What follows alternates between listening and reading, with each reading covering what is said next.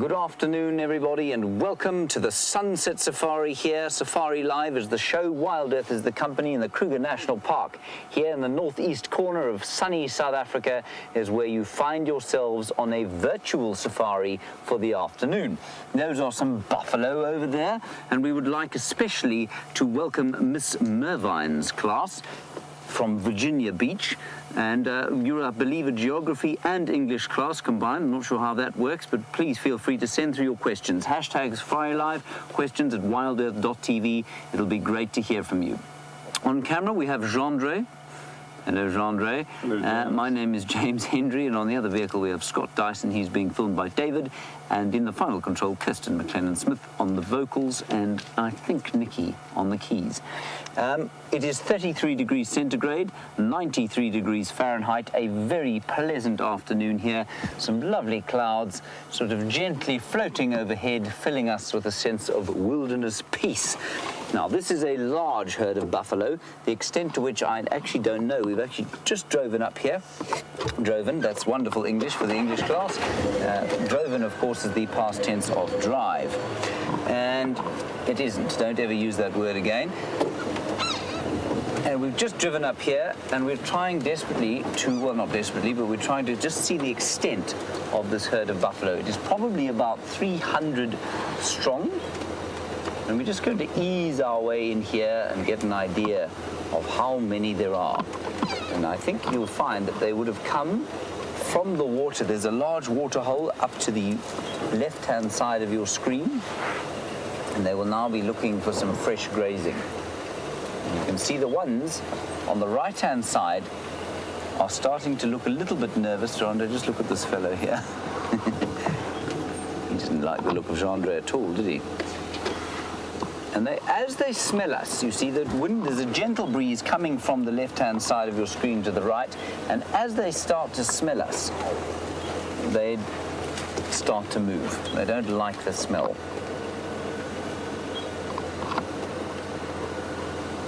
Hello, Jake. You're in the classroom and you want to know what the biggest and then the smallest populations of I'm assuming you mean mammals are here.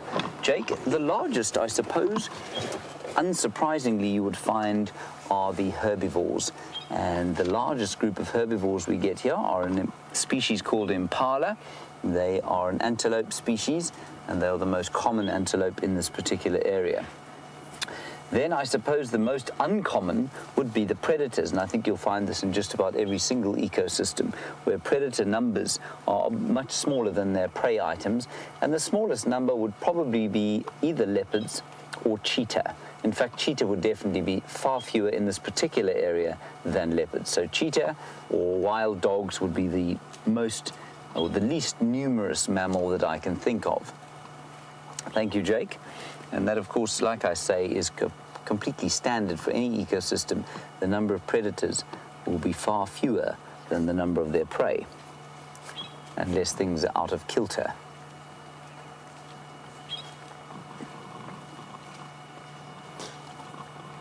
Now, Chiante, you are also in the classroom there. Gendre, if I can just ask you to put the camera on that buffalo that unfortunately is now walking away from us. Chiante, you want to know how the animal's coping in this drought, how are they managing to live? And the answer is they're changing their diets. A buffalo is predominantly a grazer, but that buffalo that you're looking at now was just chewing on a tree. They have resorted to browsing. Buffalo will do this. Common cattle will do the same sort of thing. Some of the animals are unable to adapt, some can. Impala, which are, like I've said, the most common antelope that we get out here, are able to adapt. They can graze or browse. They're mixed feeders. The buffalo will resort to browsing if they have to. Otherwise, some will move away to places where there is more rain. For example, we had a rainstorm the other day, very localized rain, and I think that rain has driven or certainly pulled a lot of the elephants away from this area, and they have sought out sort of more fertile ground, but the entire area is in a drought situation. So those animals that can are adapting their diets, and many animals out here are now eating actually their winter diets, because this is a winter rainfall, at least a summer rainfall area. So it actually looks like a winter landscape to us at the moment. A few more more leaves in the trees than there would be in winter, but it is essentially a winter landscape. So things like a bush baby, which is a very small primate that we get out here, they will eat tree gum now. They would normally be eating insects, but the drought has meant that there aren't a lot of insects around. I'm going to have to pull this over my eyes. I'm afraid the sun is very bright. And so they're onto their winter food, which is tree gum, acacia gum. Likewise, the elephants are also eating largely browse, and normally this time of the year they would be grazing. So the animals are adapting, and those that can't are starting to show real signs of the drought. A good example would be the steenbok. Sorry, I keep moving my comms. Let's go across to Scott. He's going to tell you about some impala before I say anything else about them. He's got some to show you.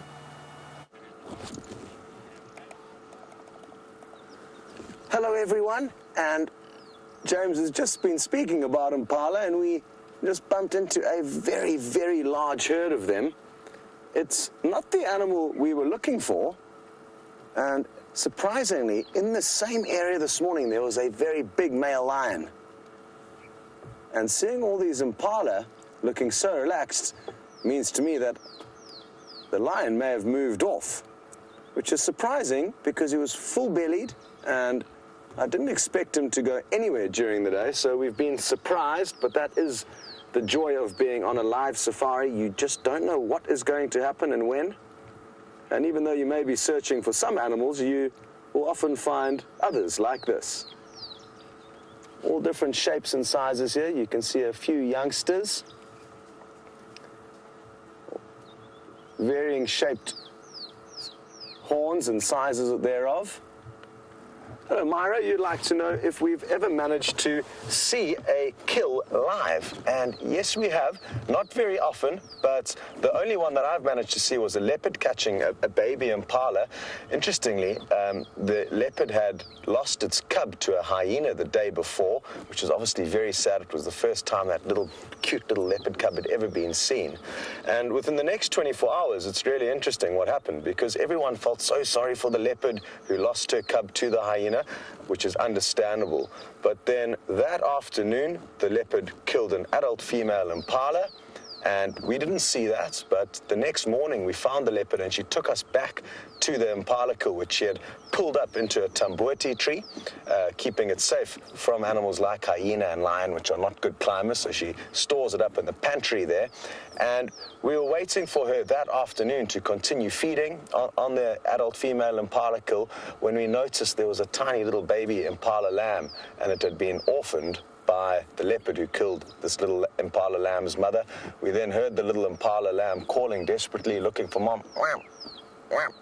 And the leopard got up and killed it as well, which is obviously good because it would have suffered for a long time if the leopard hadn't have caught it and killed it as well. But that's the only kill that I've seen. But an interesting sequence of events with the leopard having lost its cub, and within 24 hours, after everyone felt so sorry for the leopard, the impala had also gone through a very tough time.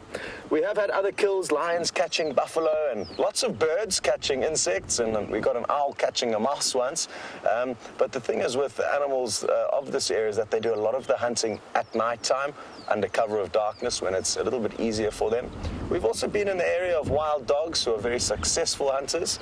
They kill more prey than any other predators in terms of their strike rate. They probably are successful about 70 to 80% of every time they chase something, whereas lions and leopards maybe only 20% of the time.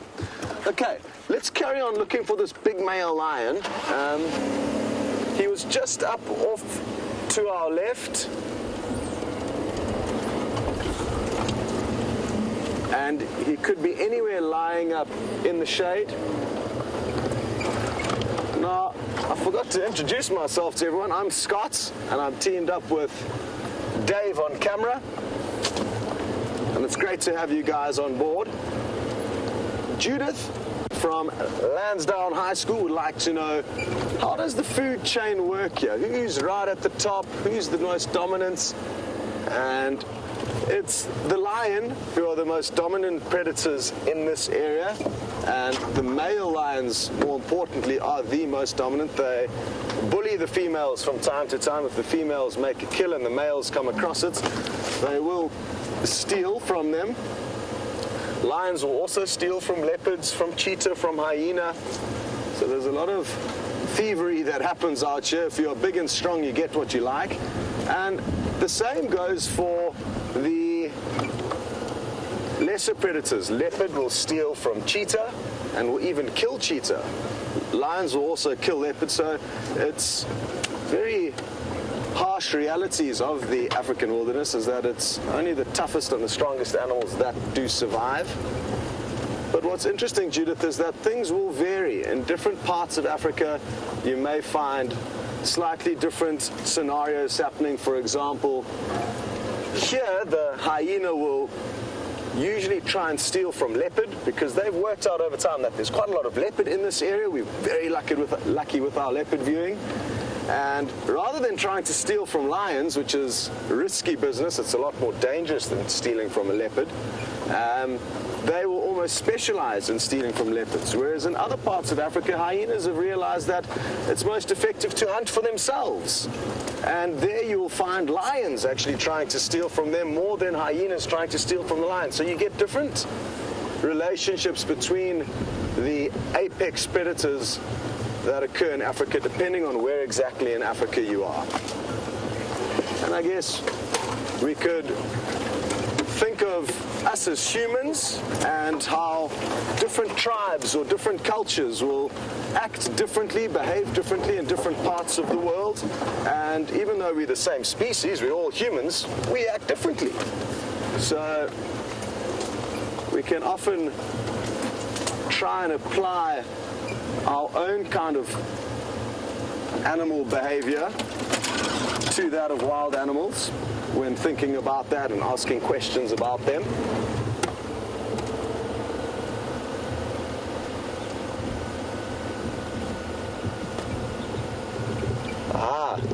Antonio, you ask a good question. We are on an open vehicle.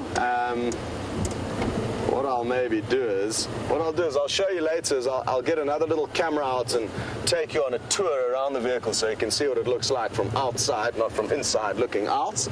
So we can do that a little bit later, but it's completely open. And you'd like to know what prevents the animals from attacking us out here. Well, I guess that's got to do a little bit with Judith's question from earlier. Who is the top of the food chain in this area? And I said the lions were, but it's actually us. We are at the top of the food chain. We're not actively participating in it, but many thousands of years ago we would have, when we were still living in caves and wearing skins as clothing and cooking on open fires. We were the apex predators. We used to hunt wild animals and eat them. We used to gather fruits from whichever areas of the planet we were foraging through. And that means that over time, the wild animals became scared of us as humans, and we have become the most dominant animal on the planet. That's why we're taking over, and we've taken over a little bit too much, as a lot of you know, not leaving wild animals with much space. Now, because of that, animals will typically run away from humans. If you go to very, very rare or remote parts of Africa where humans and animals don't see each other very often, and you drove in with a car, that animal's going to look at the car and run away from it. It's not going to stick around and think, what is this? It's going to be scared of us. It's also going to be scared of the upright figure of this animal walking on its back legs. That's we've evolved to do. We wouldn't have been on our back legs forever, just like a lot of our monkey cousins that run around on four legs. The lions and wild animals of this area became scared of the bipedal human figure that walks around. And that's why in this area it's taken many, many years since the 1960s of people coming here, driving around and making the animals realize that all we want to do is take photographs or film them and watch them. We never want to interfere. We merely want to be spectators. And by being a spectator out here, we fit into this funny little gap where animals almost don't see us as a benefit to them. They don't see us as food. We never help them. All we do is just sit and watch. And because that's been happening for many years, the animals have become reassured that we are of no threat to them. And if we don't threaten them and we read into their behavioral signs, if they growl at us, we give them space. If an elephant shakes its head and says, stop coming so close, we move back. And by giving them that respect, they've become tolerant of us and allow us to get very close to them, watch them doing exactly what they would do as if we weren't there, which is exactly what we want. That's not, Antonio, to say that we mustn't be careful. They are still wild animals, and even though they may not react to the vehicle as you would think they would, we still need to be careful and still need to give them the respect that they need, because there are situations where animals, if you don't listen to them and read into their signs, they can crash into the vehicles. So those things do happen, but not as often as one would think. Good. We are going to be sending you back to James. I'm going to try and work out where this lion's gone. I may have to get off and check for where his tracks have gone. It's going to be difficult. The ground's quite hard, but let's see what we can do. Hopefully we'll find this lion soon. Over to James. Well, in terms of a food chain, of course, Scott is looking for the buffalo, and Scott is looking for the lions, and one of the lions' favourite foods, of course, is a buffalo, just like these ones. And these buffalo are quite closely related to the Asian water buffalo. Well, they look the same, but they're actually a very different species. And we were talking about, or you were talking about, being the apex predator out here. And of course, that is us. And it's one of the reasons that we've never managed to domesticate these buffalo, or zebra, or any of the other African animals. And it's because we evolved on this continent as human beings that they see us as the predators that they do. And in other parts of the world, I mean, we colonized the world during the course. I think the last place for us to colonize was South America about 11,000 years ago. And by the time, of course, that human beings left Africa between 60 and 80,000 years ago, we were anatomically modern. Most of the animals that we know around here were as they are now. And when human beings came across animals in Asia and in Europe and Australasia and in the New World, the Americas, they didn't have a natural terror of human beings like these ones do. This is a big bull buffalo, and he's decided that he's not quite as terrified of us as his cohorts, but then he got a smell of us and decided to go the other way. Let's just go a little bit closer. Now, Kai Rem, I think I've heard your name correctly. You're from school, obviously, and you want to know how it is that we as human beings affect the landscape in this area. Well, Kairam, I suppose the greatest effect we have on the landscape is through the construction of roads, for game drive, and that's an important part of it. Then you must understand that this particular area that we're in is split up into separate private farms, and this is one of the problems with private land ownership, is that everybody's allowed to do what they want with their own piece of land. And so one of the major things that everyone wants to do, if you own a game farm or you own a little piece of the wilderness, you want to put water on it because it's very nice to sit outside and of an evening and watch the animals come down to drink in front of your camp. But what that means is that instead of an area where animals move down to the perennial rivers to drink, they now don't have to move those distances.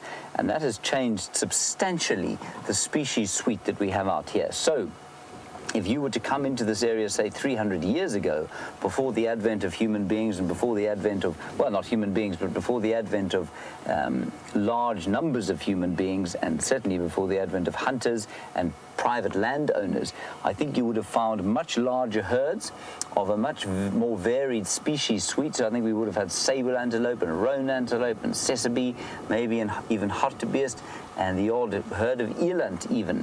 And they would have been moving between the perennial rivers. Now, of course, the impala and the zebra are much more numerous than they used to be in the past, and that's because they are not very good at getting to and from or migrating to water, and now, of course, they don't have to, because you can't actually go with it sort of more than 2 kilometers without hitting some water. Now, the interesting thing about that, of course, is that the water was put in with the best intentions in the world. Let's provide water. All animals want water, and so if we give more water, the animals will survive better, and things will be hunky-dory. When in actual fact, it had precisely the opposite effect. It reduced the diversity of mammals, and it changed the vegetation type as well. Of course, around water, you're always going to have heavier pressure on the grazing and on the browsing. And so the result of this is that they're now closing waterholes, for example, in the Kruger National Park. They're closing those down, encouraging the animals to move again to the different rivers. And so what that does is makes the herds bigger. They have a more positive fertilizing effect on the land, and then pieces of land do actually get to rest, whereas now, certainly in some of these private reserves, that isn't the case. So, Kyron, I would say that would be the most obvious effect that human beings have had on this area of late. Very different, of course. We've had an enormous effect on the area over the course of our history here. Remember, human beings, of course, walked out of the caves in this area about 150,000 years ago in South Africa, and they have been affecting, and we don't know to what extent, but they have been affecting this landscape ever since then. Very nice question. Thank you for that. I'm just going to try and get into a different position here, and we'll see if we can't find just something else to look at.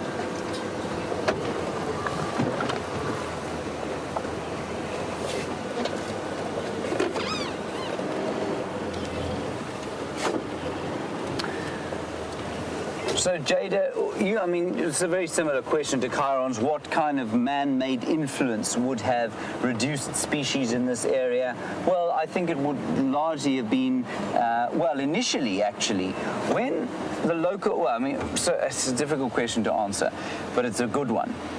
Let's take it 300 years ago. Now, 300 years ago, this area would have looked, I think, very different. It would have been much more open than this.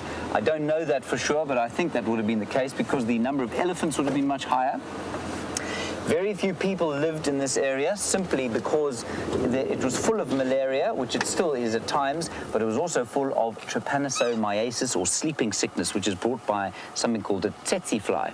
Now, that meant that people could not live here on a permanent basis. They used to come in the winter, graze their cattle, and then disappear again into the mountains or down onto the coastal plain during the summertime. And then in 1898, there was something called the rinderpest, which is a disease, a domestic stock disease, that wiped out swathes of game. And eventually what that did was to wipe the tsetse fly out, and so sleeping sickness disappeared from the area, and that meant that people could come into the area much more. Rinderpest, of course, wouldn't have been here but for the advent of domestic cattle. And possibly I think it was brought by European cattle. So that's obviously changed everything markedly. And then if you combine that with the incredible effect that elephant hunters of the 19th century had on this area, those would be the two largest effects. Now, what that did, of course, the elephant hunters managed to completely decimate the elephant population of the area. There were only about 8 elephants left when the Kruger National Park was proclaimed in 1926. So really, you can imagine there used to be thousands and thousands of elephants walking through here. Now, elephants are a keystone species, that's a good term, and the keystone species is a species that has an immense effect. You take it out of an ecosystem and often everything else will collapse underneath it. Now, an elephant is a keystone species because they have such an enormous effect on the vegetation, and so the elephant hunting of the 19th century, combined with the rinderpest, which allowed far more people to move in here on a permanent basis, would have reduced species and would have changed the state of the landscape completely. And we don't know exactly what it would have looked like, but I suspect much more open, possibly a much more diverse grass sward. Let's go across to Scott. He's got a fascinating bird to show you. Well, we've just got into position here. And look at how pretty this bird is. It is called a European roller. And what's interesting is that it has traveled all the way from Mediterranean Europe, from another continent, all the way to where we are here in South Africa. So quite fascinating that it's made such a long voyage. And it's come here for our summer. I know James has been discussing the fact that our drought is causing a little bit of trouble for some of the animals at the moment. And, I mean, this European roller had no idea that it was going to be a drought while it was flying all the way here. But now that it's arrived, it's had to make do with the harder times than normal. There's still a little bit of food around, but not as much as usual. And what's really fascinating is just the other day, I got to see some fascinating behavior. And Leander and Maya, you would like to know, how has the drought affected the animals' migration? And what it's meant is that on arrival here, they've had to start thinking about how to find more food. And what I've noticed is the other day we had a rainstorm that came over, and typically after big rainy thunderstorms, a lot of insects will emerge from their hiding places and thus provide a lot of food for animals like this European roller. And what we saw was flocks and flocks of bird following the rain as it moved off, because they knew that if they followed the rain, there would be lots of insects like the reproductive termites that emerge from the termite mounds and therefore create a bounty of food. So they just had to kind of think clever in order to find their food. And I guess still probably better off being here than up in a European winter, because there'll be a lot less insects there than even what we're experiencing during this drought. You can see it's looking for some insects now. Look at how it's tilting its head from side to side, and we may get lucky. It may at any moment fly off this perch and go and catch something. They usually catch their prey on the ground, the rollers, and this is not the only roller we get here. We get some that stay here throughout the year. Some may say it's a slightly prettier cousin, and I'm going to get my bird book out now to show you guys the other rollers that we get. This is the only one that migrates to us, but take a look at its cousins, because it's a family of incredibly colored birds. Look at that. The lilac-breasted roller. We might be able to find you one of these before the end of the safari. Also the racket-tailed roller. These we don't get here, sadly, further north in the Kruger National Park. And to give you an idea, we are in a massive, massive national park. It's about 200 miles long. So these ones are right at the top of the park. The purple roller down here, and the broad-billed roller, this we get here, this one also further north in the park. But aren't those all amazingly colored birds? All eat insects. Thanks, Dave. So we're not having much luck with this male lion. I'm not too sure where he could have gone, but like I said earlier, that is the great thing about safari. You always get surprised by the animals, and even though you may think you can predict what they're going to do, you often get surprised.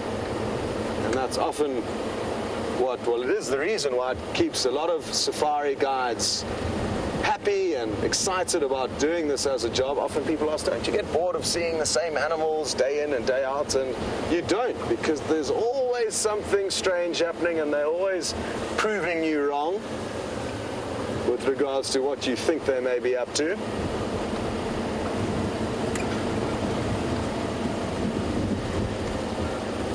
Yay! We found some animals that you're all going to like. They're just on the right of us. And Cody, you would just ask me what is the favorite part of my job. Well, it's sharing moments and experiences that so many people will only ever get to experience in Africa. And the animals that we're about to see over now are one animal that I love spending time with. And it's those moments that we get to share with people, the joy on their faces when they do get to see some of Africa's finest game is what keeps me excited. The hardest parts of the job, maybe the early mornings. That can be tough, but you get used to it, and you often have time to snooze during the day. Now, as I off-road, I know which trees can tolerate a little bit of bullying and those which can't. You get some trees that are very flexible and some that are more hard that would snap if we drove over them. And part of your guide training is to understand which trees you can drive over and which you can't. We are in great luck. I'm just going to stop here and take a look into these bushes. It doesn't look like anything at first, but you're going to get a shock when you see what we found. Some elephants. You can see Mom's tusks over there, and she's got quite a few little youngsters with her, one that looks very recently born. And I think that I can recognize this elephant because she's missing the end of her trunk, I think. I didn't get a good look, but I think she's an elephant with a slightly shorter trunk than normal. And she's got a tiny newborn calf that I'm hoping is going to pop into the open. So rather than us barging our way through these bushes, let's rather wait for the elephants. It looks like they may come closer towards us. But they're moving very slowly in this midday heat. The youngster, there's three of them. So there's a medium-sized one on the right of the screen, then Mom, whose tusks you can see is lifting a trunk up, plucking off some leaves. Imagine you could do that with your nose. Oh, and the tiny little baby is somewhere in between them, but it's so small that we can hardly see it. You might be getting a glimpse of it behind the medium-sized one now. It is minute.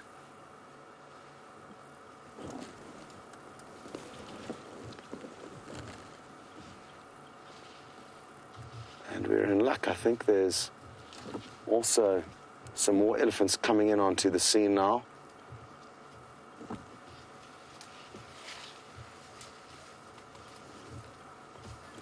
Here they go. They're about to pop into a little clearing.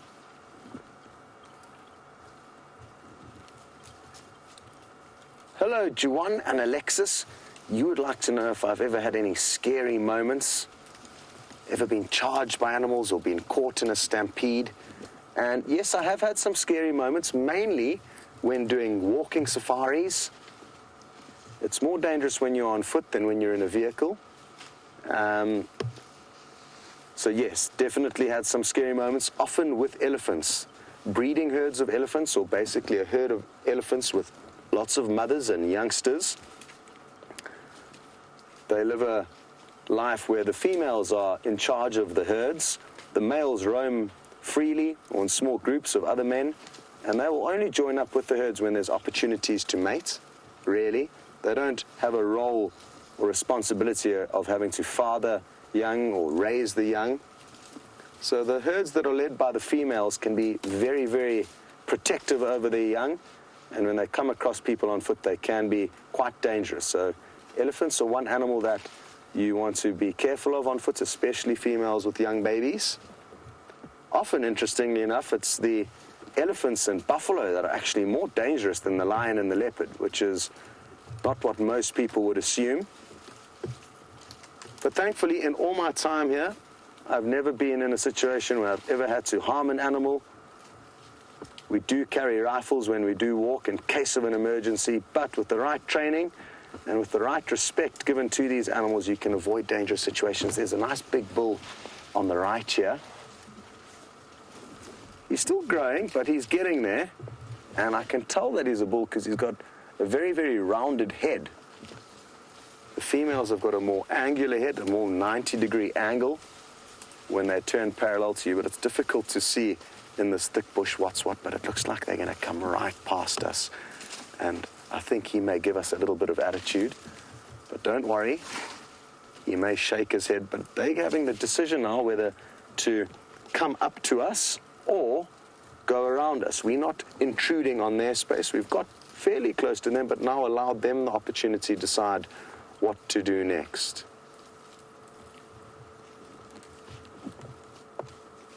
I've lost track of who's who. There's quite a few more elephants that have come onto the scene here. And like I said earlier, isn't it remarkable that they've got this hugely specialized nose that they can use like we would use our hands to help feed, and they'll also suck up their water into their nose and then blow it into their mouth in order to drink. Imagine us trying to do the same thing with our nose. Hello, Stephen. You'd like to know if there's any endangered animals in the park, and yes, there are. The main ones that come to mind are cheetah, wild dog, and the ground hornbill. Quite a few of the vultures are also threatened, so even though we do have this huge, magnificent wilderness area that we're a part of, the effects of humans outside of the reserve has big effects on the animals that live within it, sometimes especially for the animals like vultures that can fly freely out of the reserve and aren't protected by the fences of the reserve. They can fall prey or problem to us humans that sometimes do some nasty things to them. So there are some real issues regarding some of the species that live out here. Thankfully, though, the elephant numbers in this area are stable, so there's no problem there. Let's take a look. There's a tiny youngster here. This is the one I was talking about. Look at how cute that is.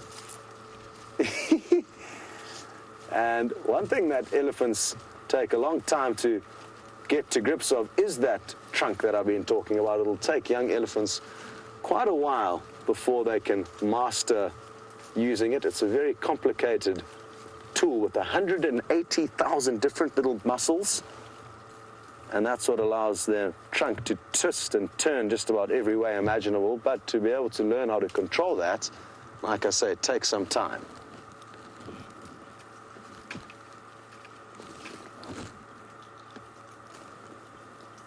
Now I'm guessing that this big bull that we're looking at now you can see his rounded head that he's looking at us side on. So that's good news, that you've got to see that side profile of an elephant bull's head, rounded like a soccer ball. A female's forehead would essentially be a 90-degree angle. It would be like a square on the top of her head. And I think I know why he's hanging around here. Earlier I said only the males will join up with females when there's opportunities to mate, as a general rule. And I noticed one of the females walking past looked like she may be in season. There was a lot of moisture dripping between her back legs, so that would explain why this guy's floating around. He's trying to get himself a girlfriend. Not trying very hard at the moment. He's lost focus and he's now busy on just filling his belly. Here's another one here coming, Dave. Might be a little bit better. Another young bull. He may give us some attitude. Let's see what happens here. Oh, he's coming right in front of our vehicle. How awesome is this? Hello. What can you smell? We don't have any food here, but you're more than welcome to come and eat all of the bushes that are growing around us. We're not going to give you a hard time. He is literally 2 meters away from us, everyone. You can see my shoulders still in the shot, and now maybe even my head. And this is what we were talking about earlier, how if you respect animals and give them opportunities to come up to you as opposed to us intruding on their space, they can sometimes be very relaxed. And even though they have maybe come across humans behaving badly in other parts of the world, I think they feel safe here. They know that if they come into this reserve, they're not going to have any trouble. And that's what's allowing us these incredible views. Hello, boy. What does that monkey thorn taste like? I hope you guys get some more rain so that the trees grow a little bit more for you. But it seems like you're really enjoying chewing on that. You can literally see into his mouth. We are very, very lucky to be getting these views. He's almost close enough for me to reach out and touch him. Not that I'm going to. But he is now very, very close. How cool. Hello, boy. What do we smell like? I did have a shower before drive, so I hope... Oh, did you see how he flicked that grass there to send all the sand flying off the roots? And as you can see, he's mixing up his diet. He's feeding on grass, he's feeding on leaves. Elephants have got a very wide diet.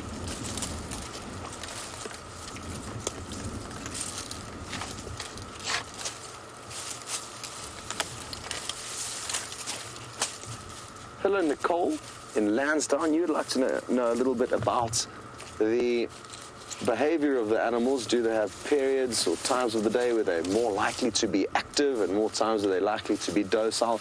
And yes, certainly, depending on the species, some will be very docile during the day. A lot of the cats will typically be docile during the day. But elephants, for example, will move throughout the heat of the day because they need to feed on so much vegetation. As you've seen, since we've been with these elephants, they have been feeding non-stop. And they will spend a lot of time, especially during the hotter hours of the day, like now, on the move, when the lions will typically be sleeping. So different species will certainly have different tendencies and periods of activity. The cats after dark A lot of the prey animals will be more active during the day when it's a little bit safer. But a lot will also depend on the season. Come winter or summer, they may behave differently. And because a lot of animals can't rely on the routines that we rely on, for example, you know, the big cats, they don't know when they're going to be able to catch their next meal. Sometimes they have to be flexible. But the most productive times usually are in the early morning and the late evening when it's nice and cool. So that's why we head out on safari. First lights and last lights in the evening.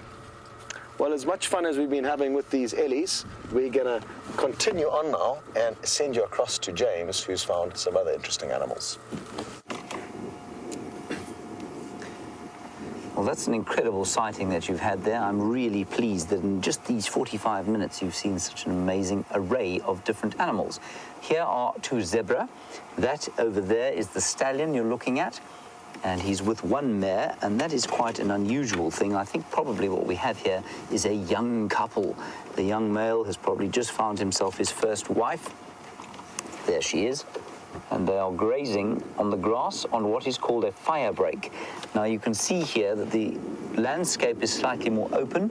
A lot of the trees have been cleared away, and what they'll do is if the animals don't maintain this as a short grass clearing, the people will maintain it as a short grass clearing, and you'll find that there are a number of these sort of bands of short grass around the place, and what that does is to provide an area where if a natural fire were to come through the area, you've got a position from which to start what we call a back burn, and that's what we're on now. And for the animals, they of course really like this because the grass it's open, which means they can see what wants to come and eat them, and the grass also is not kind of in amongst some trees, which makes it difficult to eat and obviously much less thick. There we go. Just try and get into a decent position here without frightening them off. There we go. So, yeah, young male. Female is not actually that young. She looks quite a lot older than him. Bit of a Mrs. Robinson situation. You can ask your teacher about what that means. And that's not unusual.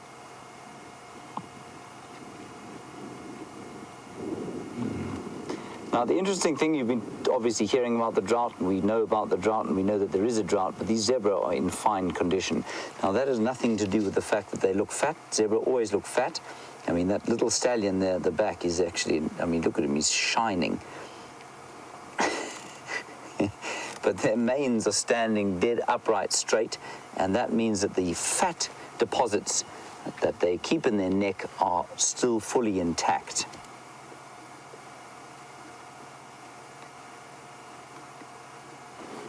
Now, Nate and Keontae, you want to know about the water distribution on this reserve and how do animals find water. Nate, they find it in the same way that you would. They learn from their parents where the water is, and they learn when their foals, the herds, will travel to and from the available water.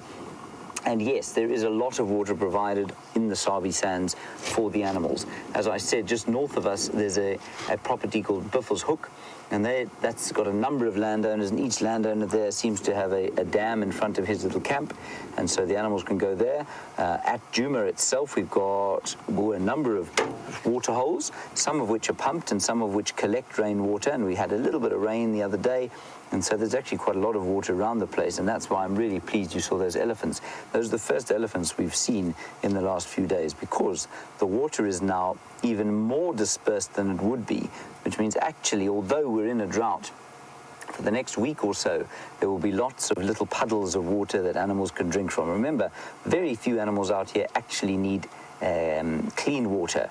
They can quite happily drink very dirty water, the likes of which you wouldn't even bath in, let alone drink.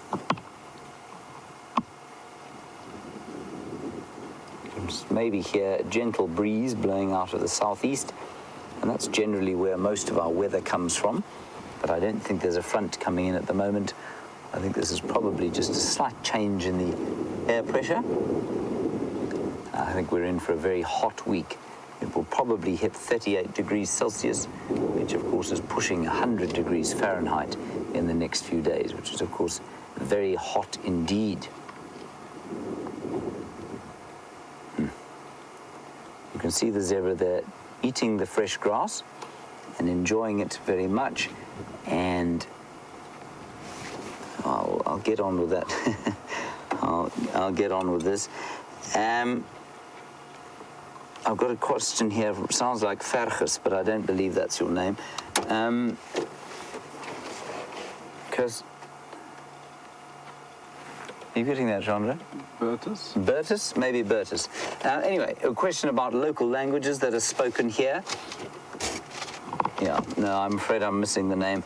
The local languages here, the main local language spoken here is something called Xitsonga, also known locally as Shangaan, and that I do actually speak it in a passably conversational way. Then the other major local language here would be Pedi or Northern Sotho. And that is a completely unrelated language. And I mean, there are 11 official languages in South Africa. And in this area, those would be the major two, Pedi or Shangaan Tsonga. And what I will do is say goodbye to you. We'll hand you over to Scott. And I will say goodbye to you in Shangaan. And I will say, ikensile ngopfu gu hivona la iranza ngobu kuvulavula na n'wina nta kurungula le ka Scott hi ta vonana siku rin'wanyani. Bye bye.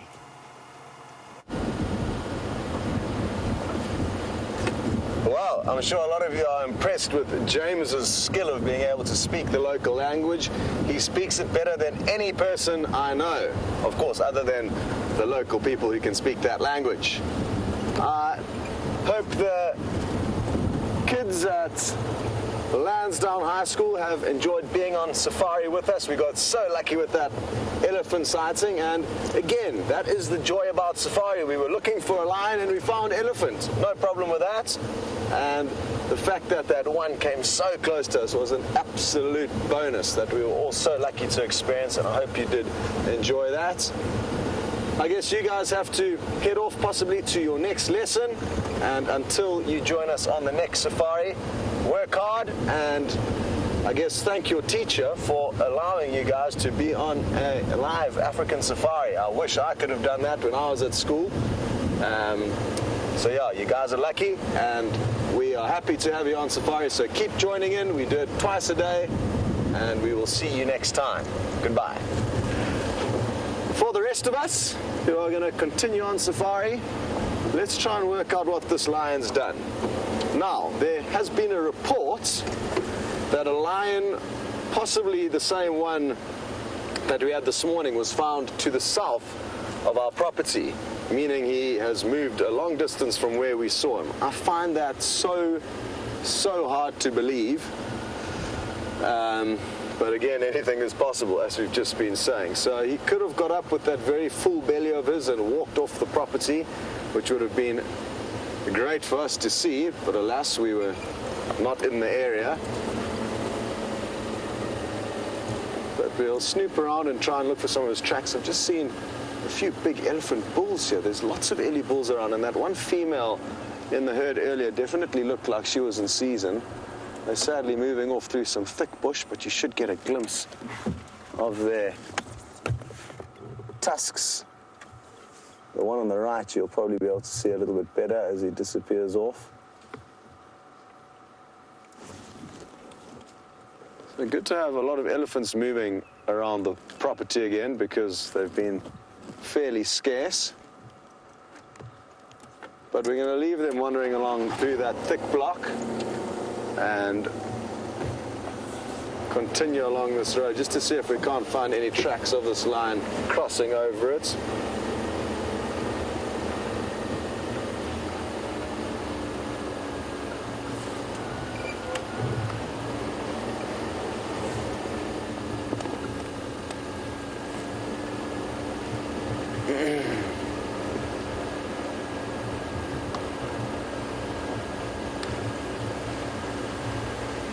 Jack in Romania, I don't really understand your question very well, so let me just have a go at it anyway. You've mentioned if the grazing animals are doing more browsing during the drought, does that mean that the shrubs that would be browsed on are more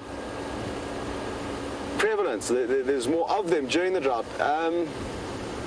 Not necessarily. I mean, there's a mixture of both ways, and I'm not sure if James said that grazers are browsing more or vice versa, but I've noticed some of the browsers also doing more grazing. So I think it will fluctuate. It will merely depend on the individual species and the area.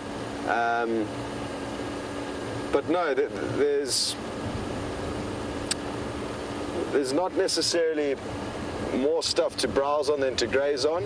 Maybe it'll go through a stage where, yes, you know, now there's lots of green grass after the rain, whereas a week ago there wasn't. So there you'll find grazers maybe doing more browsing because the trees have been able to withstand the drought slightly better than the grass has. But now that it's rained, you'll find browsers probably capitalizing on the grass, because that's going to be the sweetest, most nutritious thing available. Hope that answers your question.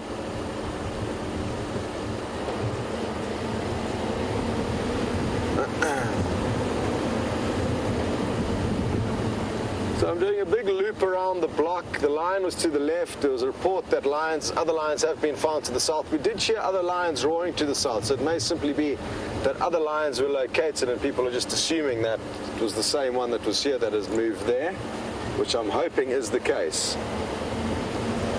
And if we don't find any of his tracks coming over this road, I'll go for a walk around that block where we last had him this morning. What doesn't help is that the Juma Roadworks team have been actively dragging tyres along the road. Look at how smooth this road is on the right here. So it's dragged some massive tyres behind it to keep the roads in good shape.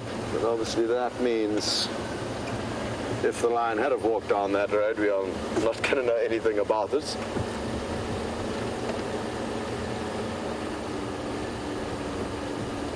Hello, John in England. You would like to know if a buffalo would attack a lone male lion if it was wounded? Yes, certainly.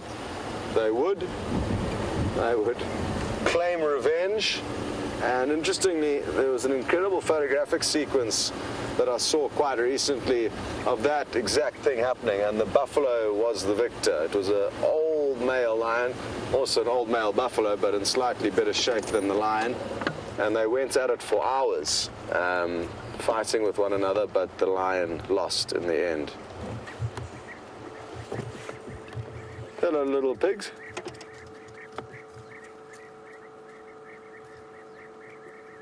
I'm sure you're enjoying the fresh green grassy shoots.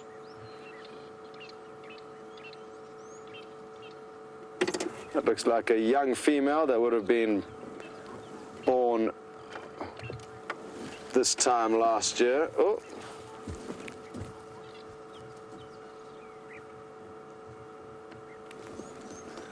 Hello, Sparkle Canyon Otter. You'd like to know the difference between browsing and grazing. Browsing is feeding on leaves. Grazing is feeding on grass. So grazing ground, browsing bushes on leaves.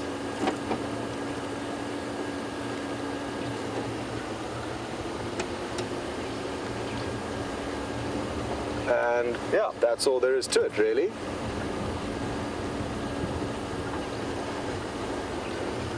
Some animals will be mixed and do a mixture of both, like the impala, for example. They are mixed browsers, meaning they browse and graze. Others will only strictly graze. Hippo, white rhino.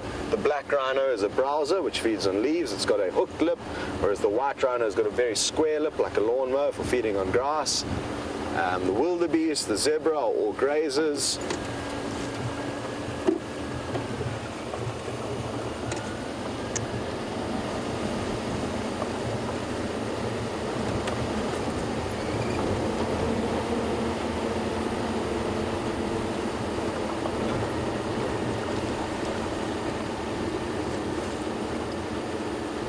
Hello, Michael in Arizona, who only joined on these live safaris 5 days ago, and very happy to hear that you're enjoying it. And Also happy to hear that your favorite animal is the rhino. Now, sadly, as I think you would have gathered by now, we do not show rhino. We do not want to in any way assist poachers, even though the chance of us doing that is actually very slim, I believe. We don't want to take the chance of bearing the location of a rhino, the exact location of a rhino, so we don't show them on air.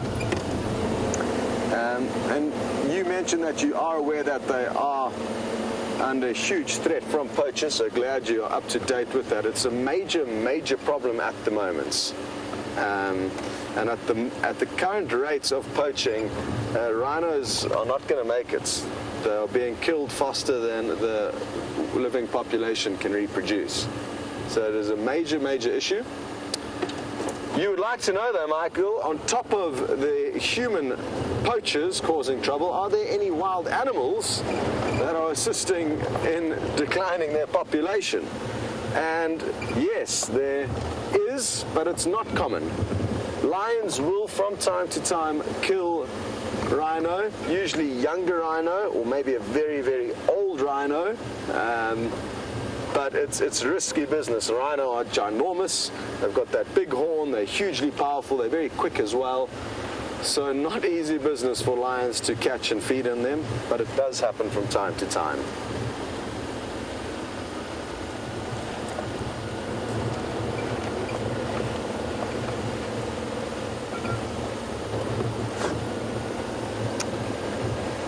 Okay, well, it sounds like James and Chandra are having some tech issues on their vehicle, so they're going to try and get that resolved. So you're going to be stuck with me for the foreseeable future, just to keep you updated on what's going on their vehicle. And maybe they can let Steph know that this lion's disappeared, so maybe he can come and have a look around here for him. That will be helpful for us. I know Steph was planning on coming out to help us.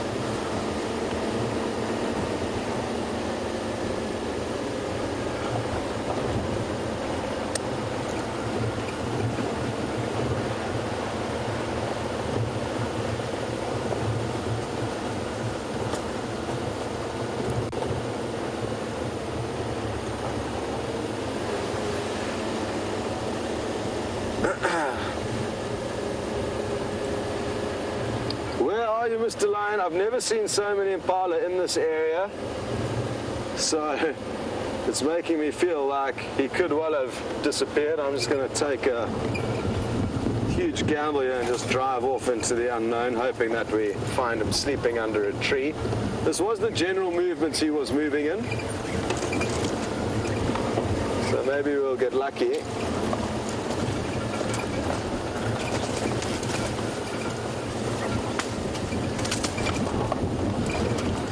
I want to go and check down in a area of riverbed where it may be nice and cool for him to seek shelter.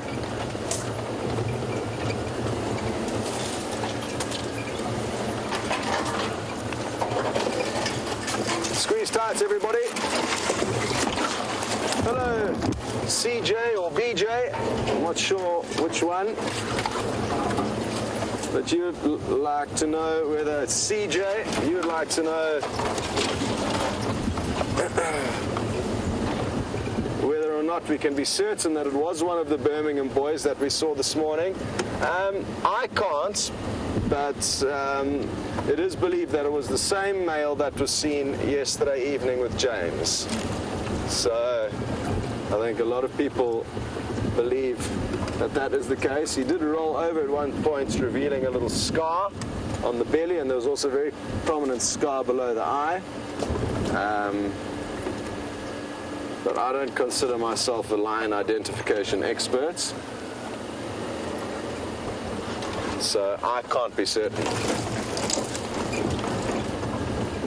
I also haven't seen them for so long that it is hard to know what's happened to them in the months that they've been away. The last sighting we had of one of them until yesterday was on the 24th of December, and that was just one of them. And who knows how long it was before then that we saw them again. So we haven't been following them closely enough for me to be able to make calculated guesses as to what's been going on there.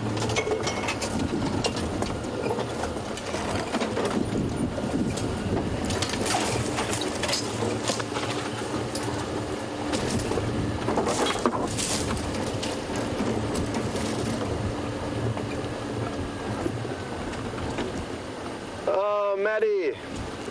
Sorry, my friend. It is going to be sad that we can no longer go on safari together, but we will still be able to keep in touch on Facebook.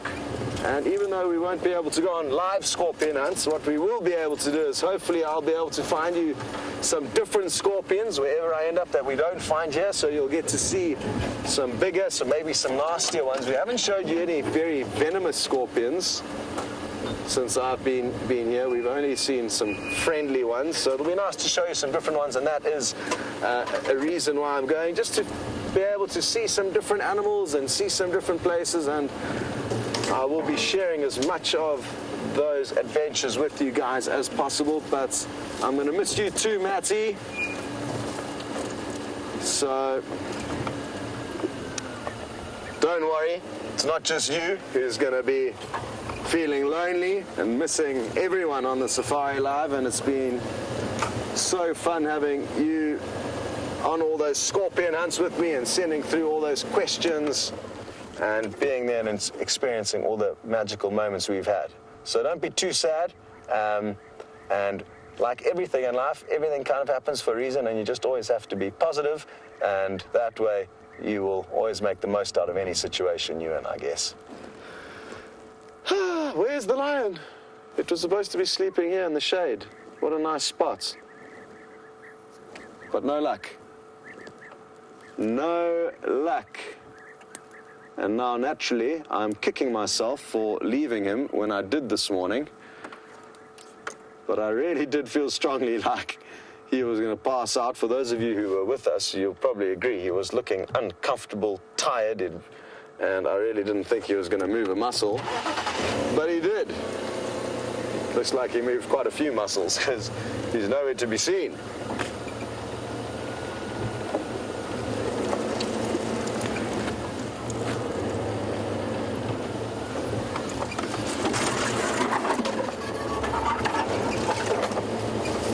All right.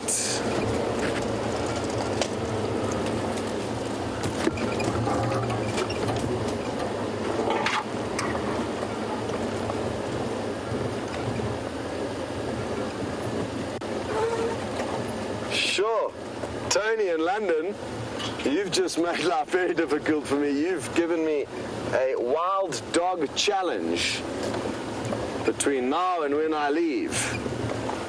It's going to be tricky, but possible. Oh, I nearly got attacked by a stray branch there. You may have gone flying up past us. Tony, definitely, I'll do everything in my power to get us into a good wild dog sighting if they're around. There's speculations that James was seeing things this morning. So even though he thinks he may have seen a wild dog running across the road, having chatted to Brian and Kirsty, they're not convinced. So that basically I'm having to burn James here just to let you know that there's probably not a wild dog around, even though he seemed to think there were.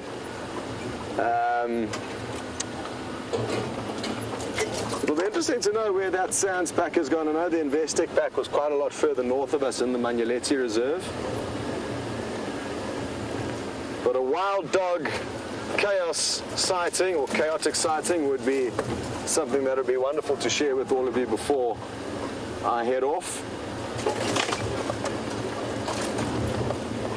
Oh, well, there's good news. It appears like James has resurrected his tech problems, and you're going to go back onto his vehicle for an update. Maybe you can ask him whether or not he thinks he was seeing things, or whether he was confident that that was in fact a wild dog.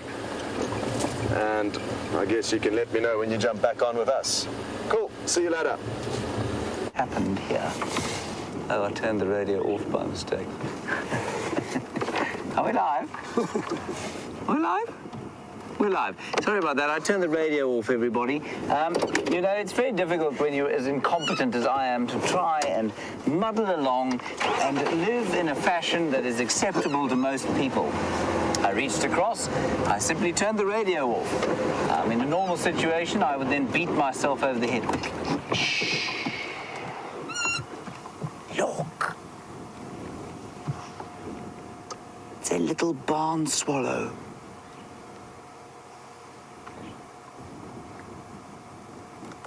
And he's thinking about his long trip home to southern France, where he will probably sup on perfect vintages in the Luberon Valley. And they'll leave here probably at the end of this month, so they'll be fattening up on as many insects as they can, but of course, not many insects around. So I think that you'll probably find that our drought will even have a knock-on effect on how many of these little precious barn swallows get all the way back to southern Europe. Isn't he great? He's only sitting about, what, John, 3 meters from us, 4 meters? Yeah. That's about 15 feet. That is so cool. Now, there are a couple of interesting things to note about this barn swallow for as long as he sits there. The first is that you can see his forked tail. Now, that forked tail is very specifically designed for maneuverability in the air. And what it allows a bird to do is stop suddenly and change direction. There's a Franklin that is very upset it isn't the center of attention. And it can flare the tail and then pull it back in again. So when it's pulled in like that, there's no drag from it. It sort of decreases the turbulence behind it and reduces the drag. And then when it opens it and flares the tail, it's able to stop and turn suddenly. Then it's got those long and pointed wings, quite narrow. And that too allows it to glide and flap without having to use any kind of thermal. So it will sort of self-propel itself all the time. And the other interesting thing about it, which you can't see unless it opens its mouth, is that its gape, which is basically the width of the mouth, is very wide. It's able to open its mouth so that it looks a lot wider than you can see it there. And that's to help it, because it grabs insects in the air, tiny little flies and things. So again, the brain capacity, the coordination and the neurological pathways that allow this little bird to fly up into the sky, pull G-force that is far greater than any fighter pilot pulls as a human being, and then catch tiny little insects in the sky is absolutely phenomenal. And we sit and I find lying on my back and watching swallows flitting about on the sky like this one of the most peaceful things I could ever do. And I don't think we often appreciate just the complexity of the operations going on in each and every one of these tiny little birds. That is fantastic. He's just looking around. So they'll shortly start to gather, and you'll start to see lots of them sitting together on telephone wires and on trees. And as the time for them to leave draws closer, probably sometime during, like I say, towards the end of this month, then one of them will decide, off we go. And then they shall fly as one huge flock back to Europe, over Africa. And what an amazing trip that must be for them to make. Talia Gendre, let's go to Buffelshoek Dam. My little swallow. I've seen him there before, actually.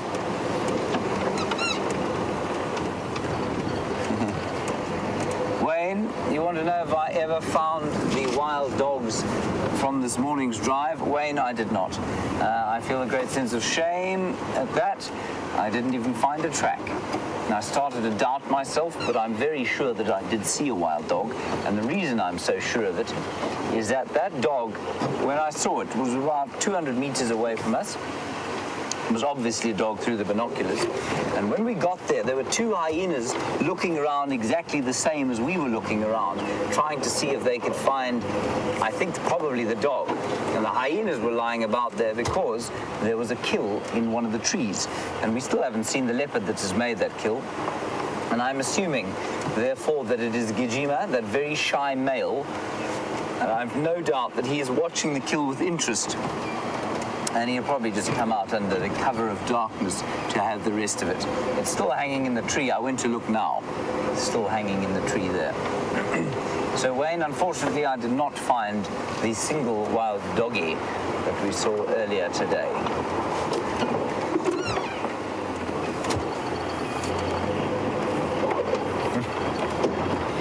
Rusty Pipe, you have just made an extremely unamusing joke. You say that you think the wild dog is hanging around with my crocodile. Rusty Pipe, if I wasn't such a sarcastic person myself, I'd say that you were being sarcastic there, Rusty Pipe. For those of you who don't know, Rusty Pipe is referring to a crocodile that I did see a crocodile, in Sydney's Dam a little while back. It was disputed by all. Doubting Thomases, all of you said it's the top of a hippo, and all my colleagues said, oh, it's the top of a hippo, until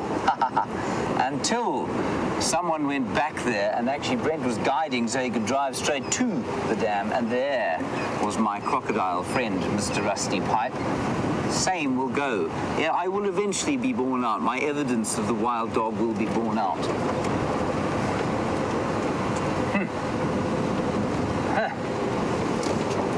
Man is meant to cope with these sorts of outrageous slings and arrows, as it were. Right, we're going to head down through the Morwati drainage line and go to the Buffelshoek waterhole because there were male leopard tracks around there. And there we go. Gerd is saying that the barn swallow occurs in the Netherlands, where she lives, and I think you'll probably get a few of them from here as well, Gerd. And you say beginning of April they arrive, which means it'll be before the end of the March that they start to leave here. I think, if I'm not mistaken, it's a 6-week trip. Maybe not quite that long. Maybe it's a bit shorter than that. If anyone can tell me how long it takes them to get home, that would be great. Maybe, Gerda, you can tell us. And of course, they don't breed here. So when I say go home, I mean that. They go and they breed in Europe, and they're visitors here, and we say visitors because they don't nest in this particular area. Many swallow species do, but the common barn swallow, the harbinger of summer, does not nest here. And I'm sure it must be so nice after a chilly European winter when the first swallow flies overhead. It's the same as when the first Wahlberg's eagle here arrives back. He's normally the first migrant back, or the yellow-billed kite. The two of them come sort of around the end of August. And for us then, we know that we're heading towards the springtime. Not that winter here is at all unpleasant.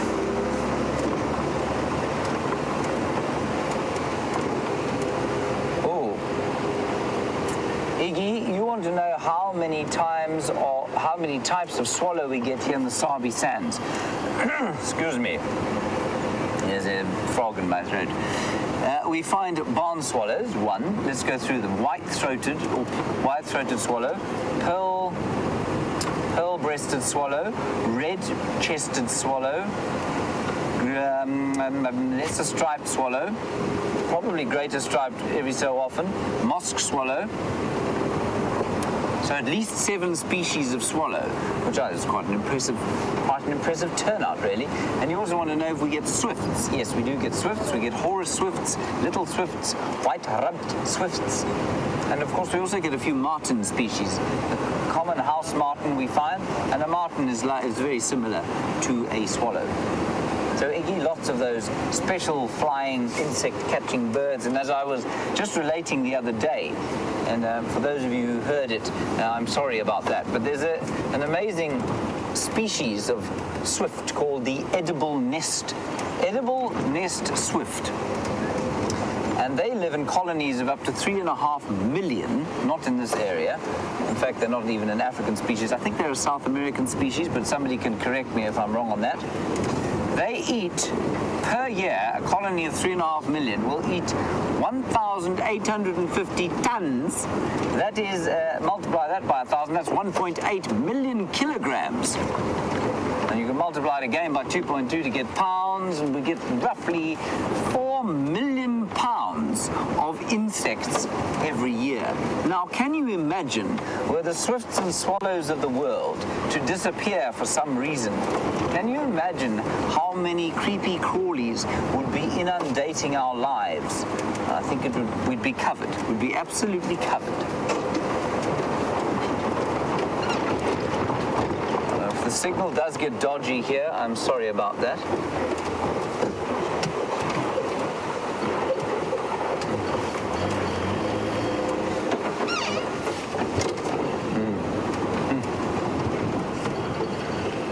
And Robin, in Maryland, you've got swallows obviously there.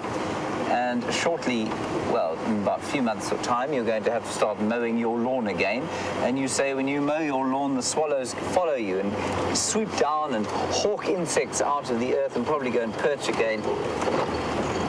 Because you obviously disturb insects and bugs as you mow your lawn. Yep, it's exactly the same as a drongo does, following around, and a starling following around the elephant and buffalo herds here. Some lovely deep shade. As I said to the school kids, well, I mean, some of you would have been joining us then as well. Just a very perfect afternoon. 33 degrees or so is very nice. 93 Fahrenheit. Some magnificent puffy white clouds. And I don't think it's going to rain, but they do break the light a bit and make it less bright. It's very beautiful indeed. And Micah, you say you wish you had a summer's day like us. Well, I would agree. Today's late summer's day is just absolutely perfect. The summer's days that we had in December and January were difficult to deal with. They were really, really hot. And I don't think that there are many people that would enjoy that. I know you think you would after the freezing cold winters that many of you are experiencing.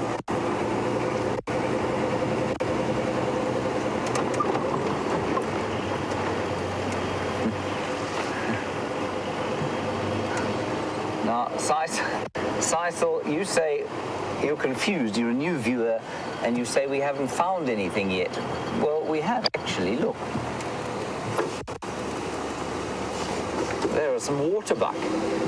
And so abundant are the animals here, Sisal, that we don't even have time to look at these before we have to go across to Scott, who's looking at some elephants.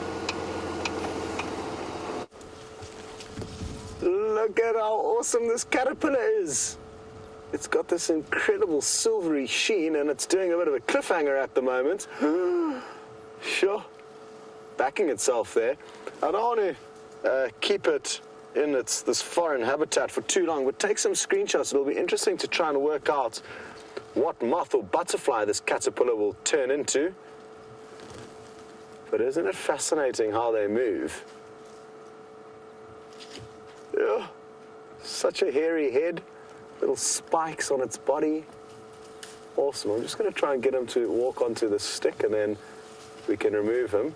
We've got another visitor, a little bit bigger than a caterpillar, making his way towards us. Look at this. Oof. Hello, boy. You are a monster. And he's coming right up to us. Hello, boy. Ooh, settle down. Settle down. He is very, very close. He's pushing his trunk against the car. You can feel the car moving. Hey, hey, hey, hey. Stop that. Stop that. That's unacceptable. No. You've got to stop doing this. Otherwise, I'm going to have to start up the car and chase you away. Come on, boy. What was that all about? Whew. Can you believe it? I've never had that happen to me before.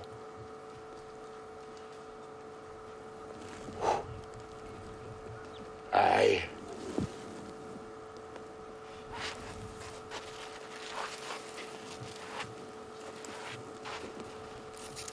Yeah, he can just waddle back down that road. Look at the big hole in his ear. Must have been a rebel in his youth. Had a piercing. Now, that was absolutely fascinating. Look at the way he's dangling his trunk over his tusk. And that's a sign of an elephant bull in must. You typically see that maneuver when they are in must, but that wasn't the case. He's not in must. You can see no dripping between his back legs. It's completely dry. But I think he's getting worked up because, look at all those impala. Such an awesome display of size differences. It looks like he could possibly chase after them. He could be worked up, like I was saying, because there's a female that's in season nearby. So, look at all the impala running past, and that was too good to be true. Well, I was surprisingly quite calm there. Dave? Medium. I want to actually just jump out and see what happened there in the front of the car. Sure.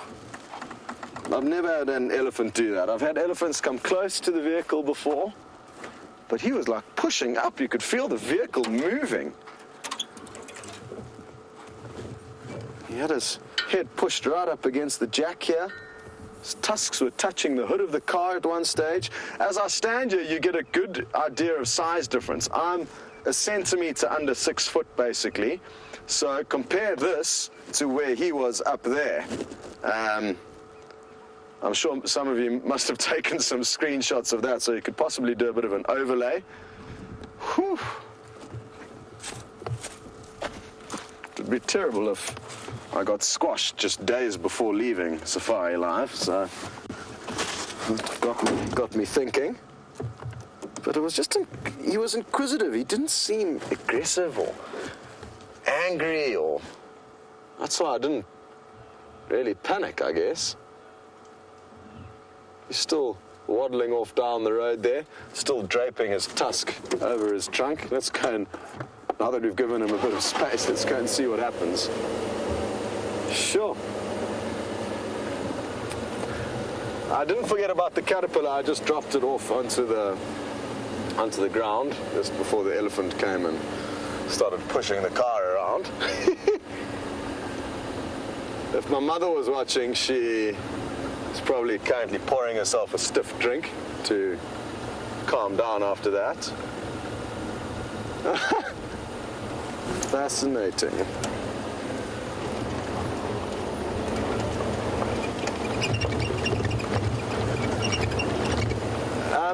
James Saylor, you have inquired as to why I've lifted my hat. It's just it's something you can do, and it works surprisingly well, just to make yourself look bigger than you actually are. It's just, again, it's just a sign saying, hang on, you know, I'm standing up to you, possibly. Here he is again.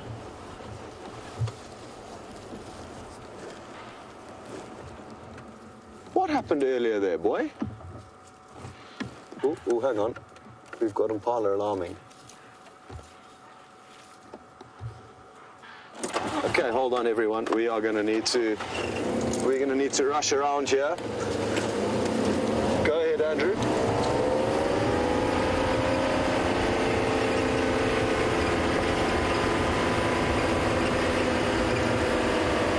No, we got nothing here.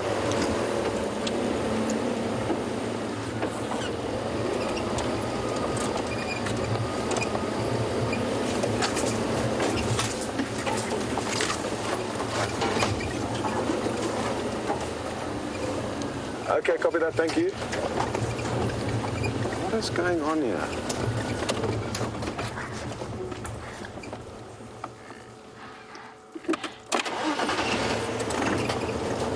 It's further up ahead of us, so these impala weren't the ones in question. Some impala up ahead. I've got a feeling, and I don't know why, that it's a python. I've just got this weird feeling within me that they've seen a python. I don't know why. It doesn't seem like a regular predator alarm call.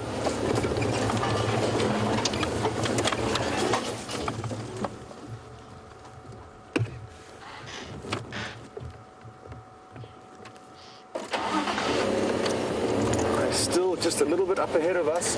I feel like we haven't found the ones that have actually seen whatever this threat is.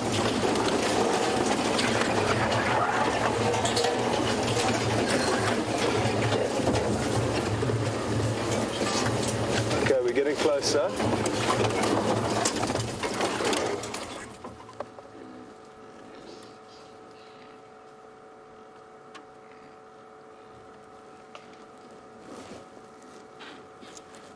What is going on here?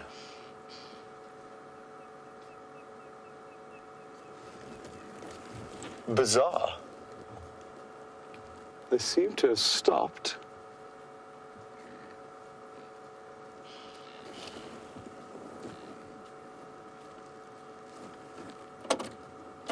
I had one impala looking this way fairly intently. There was a whole host of them letting off like this half-hearted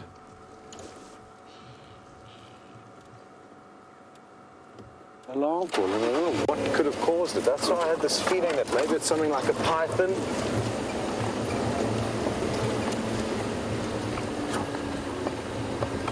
Maybe it's going to be worth hanging around with me for a couple of minutes as we explore here, in case we do find whatever it is that got them excited.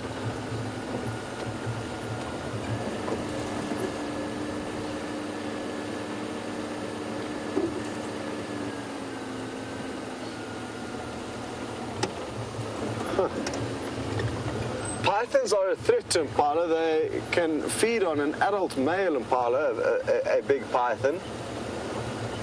So I thought that maybe that spotted one of those.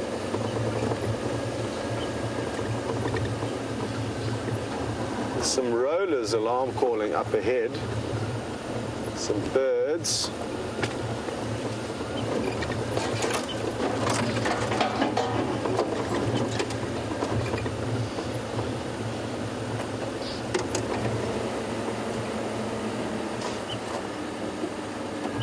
Hello to Clan Wild Fury, and yes, hard to believe, but pythons will digestive juicers that there's a strong chance that it won't kill the python, and the python will just dissolve the horns off and the skin will heal and they'll survive. But you get some large African rock pythons up to 6 meters in length. Very, very fat, and they've got the abilities to unhinge their jaws, essentially disconnecting them and swallowing gigantic prey, as do most snakes. They can't bite off little morsels. They need to swallow their prey whole. Oh, I got so excited there. I thought we had found some kind of action, but alas, nothing. Just a gabillion impala. Maybe they were just getting worked up with one another. African rock pythons have got incredibly cryptic camouflage, so if it was one of them, it could just be coiled up, hidden, like most predators. Once the alarm call rings out, that is that. Okay, well, I don't think it's going to be worth you guys doing any more bushwhacking with us, so we will be sending you back to James while we try and find the road. Toodle-doo.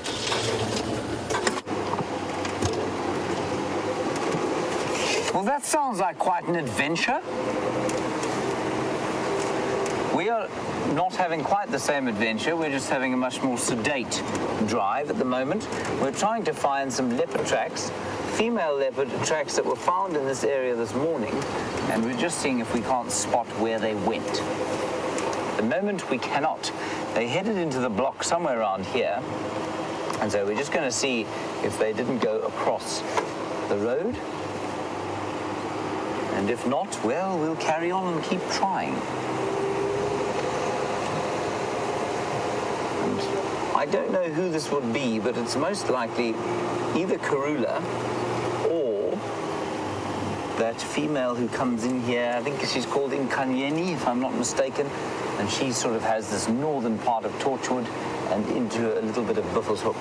So it would be wonderful to see her again, but I have seen Karula in this area regularly. Anyway, absolutely nothing coming out on the road here. It's a bit sadness in my life.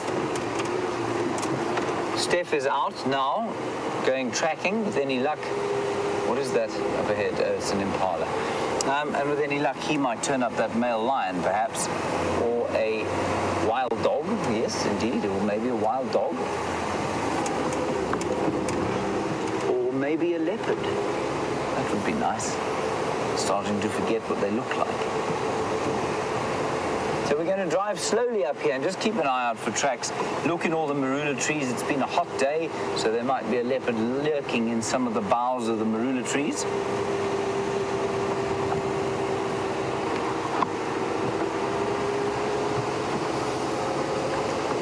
And if there aren't, well, we'll find something else interesting. There are some impala up ahead. Perhaps they are being stalked as we speak.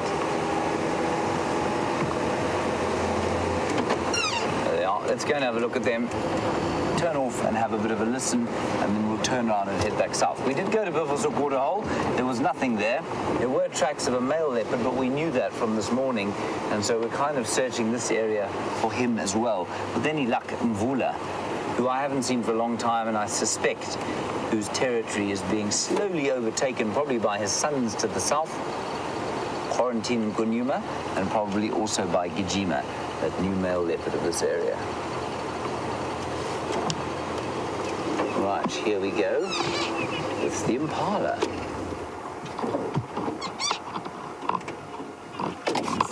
Oh, look, Jeandre, that's quite interesting. There are two different sizes of lambs. See that? The middle one is much smaller than the others. Now, that is not a function of the drought.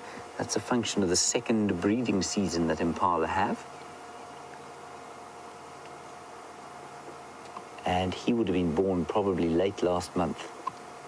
That's really cool to see. Looks tiny. And the others, of course, which look small until you see a really small one, were only born in November. So they're only sort of 3 or 4 months apart. Immensely fast growth rate.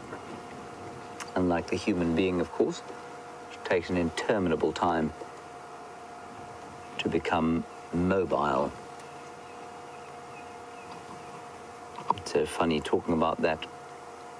A human being, once it does become mobile, of course, becomes an absolute heaving nightmare because it doesn't know what it can and can't eat. And so they run around the place, and I've watched parents in abject terror as their little toddlers become toddlers. It becomes so much more difficult to look after them. Ooh, also look, Jeandre, that little male has just had his horn eruption, and we were asked when the horns erupt, and I said this morning about 4 months, so let me just calculate that. Most of December, January, February, 3 months. 3 months the horns erupt. So we were asked this morning when Dyker horns erupt, so I would put Dyker male horns then probably at about 2 months, about a month earlier.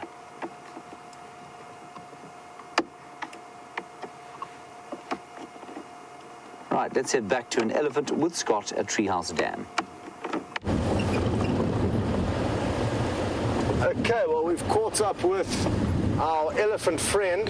He's at Treehouse Waterhole, and he's just arrived. I'm thinking he's going to have a mud bath, so I just want to get us into a good spot. Yay, here he is. Slow down a bit so as to not excite him too much.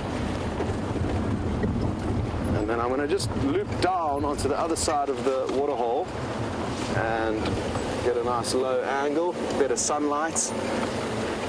And we are going to get spoiled with some magical, magical views of him. Oh, this is going to be good, everyone.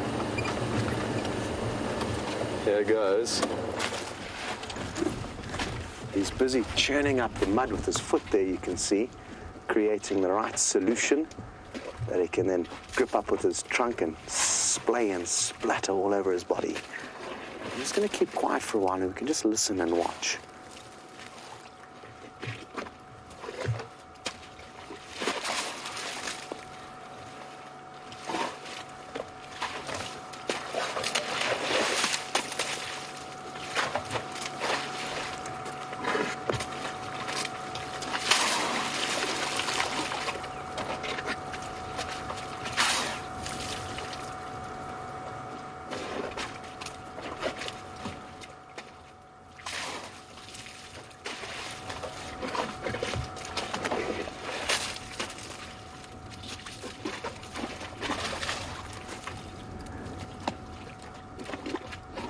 as if he doesn't even know which part of his body he wants to cover in mud first. He's going on top, underneath, on the side.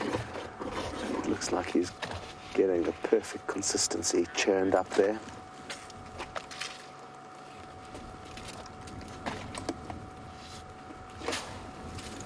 Hard to believe that he was resting those massive tusks in that trunk against our vehicle a few minutes ago.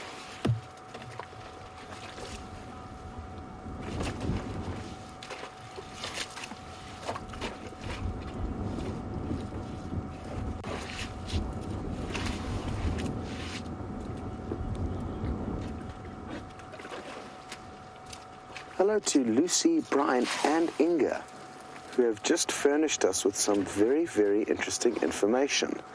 And that is that this is the same elephant bull that had a very close encounter with Tara Perry. I think he also touched the vehicle, possibly not as much as he touched it with us, I don't think. And that is fascinating. He's obviously got that very distinctive hole in his ear, which is a great defining characteristic. Now, what's further interesting is that it's not uncommon for elephants, especially elephant bulls, to go very close to female guides who may be menstruating. Oh, look at this. He's plunging his tusks into the mud. You're going to break dance for us? Oh, this is so awesome. Look at that power. Fascinating. Look at all the mud on his tusks now. Polishing. Yeah. As I was saying though, before I pulled off that very strange stunt, it's not uncommon for elephants to investigate very closely females who may be menstruating. Now it looks like he's coming to say hello to us again. Boy, you cannot do what you did earlier.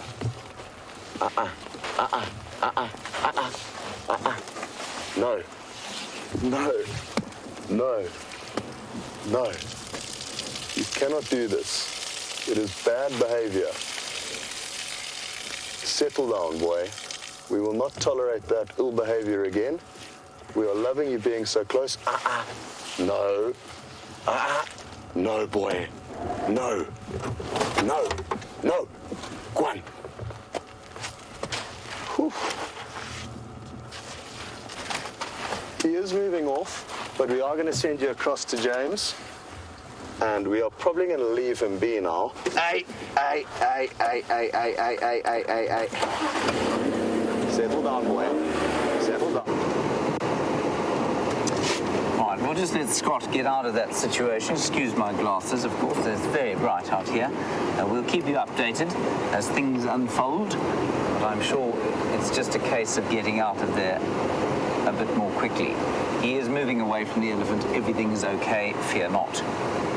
Now we are driving down, well, much the same way that we were. I'm trying, of course, to match the energy of the sighting you've just had. It's difficult when you're, you're looking at a couple of trees. They're pretty harmless. They don't tend to have a go at us much. Termite mound. So I suppose we might be able to get a soldier termite to have a go at us, but that one was closed. Leopard tracks, maybe.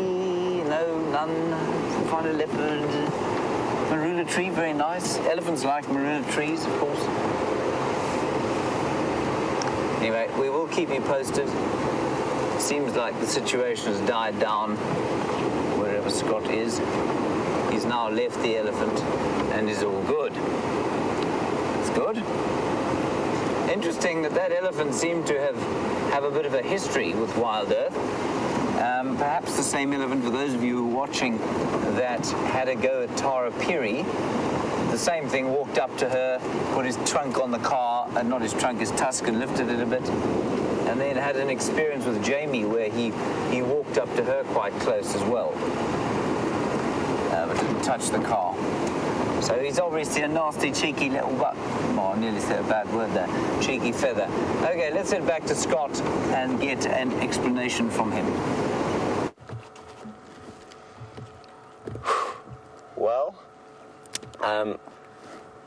Dave's heart rates and my heart rates are both skyrocketing, as I'm sure a lot of yours are as well.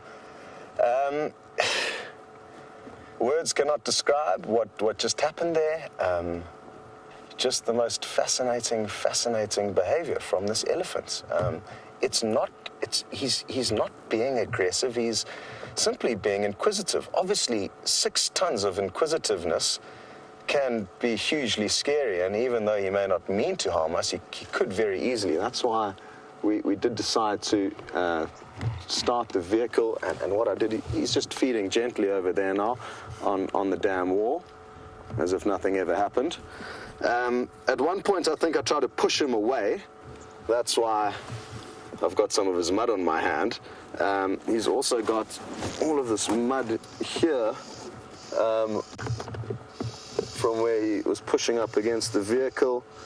His tusk was literally right over here, and there's some more mud over here.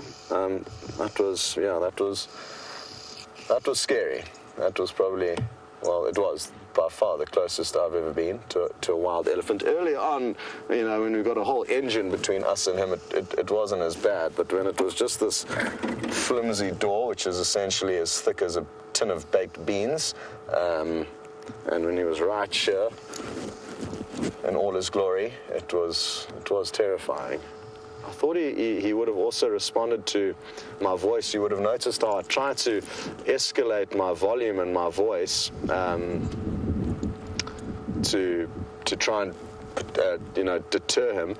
In retrospect, maybe I should have been a little bit louder earlier on, possibly used the vehicle engine a little bit earlier on to prevent him getting that close, but I guess hindsight is easy to reflect on and say, I should have done this or I should have done that.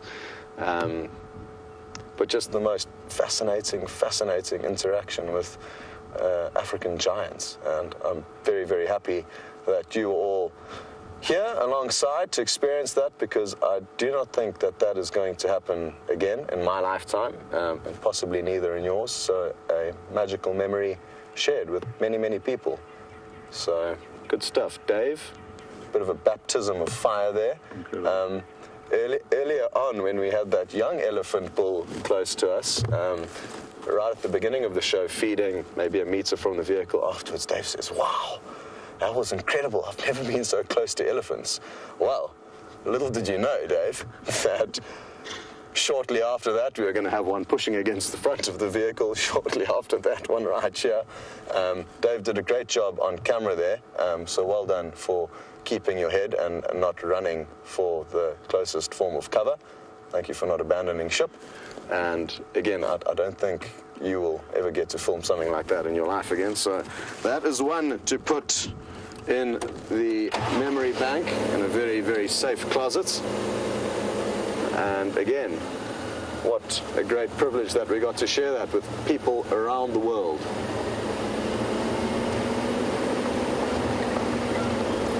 My mother would have had to pour herself 5 drinks by now if she's watching.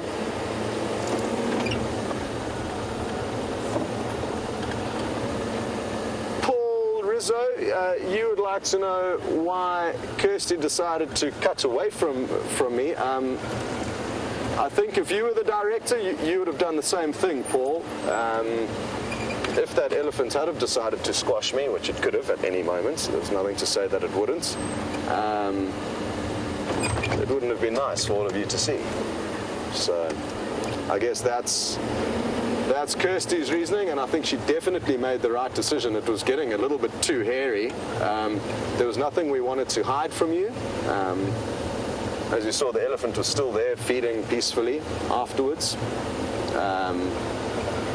But I think, yes, the fact, there's only so much risk or gamble you can take on these live safaris, and we would hate for any of the younger viewers or any of the viewers to witness somebody getting attacked. The same thing happened when another presenter was charged. It was a very different scenario to what we've just encountered, and the elephant came running and crashing into the vehicle, and the director did the same thing. He cut to me in a lion sighting. It was 2 sleeping Matimba males somewhere on our northern boundary, and it was early in the afternoon. It was still hot.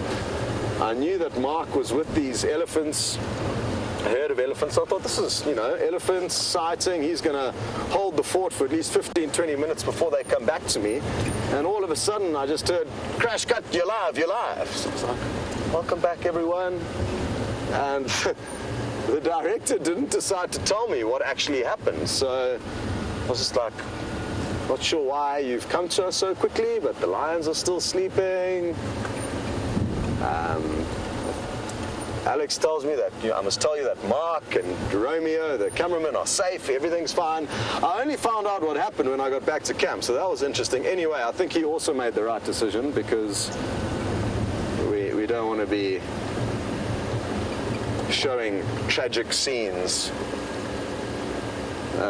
live to the world. So I guess that's that, Paul.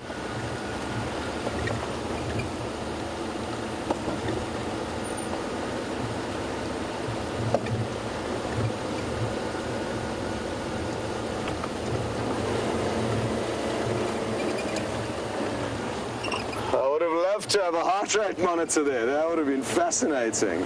Sure.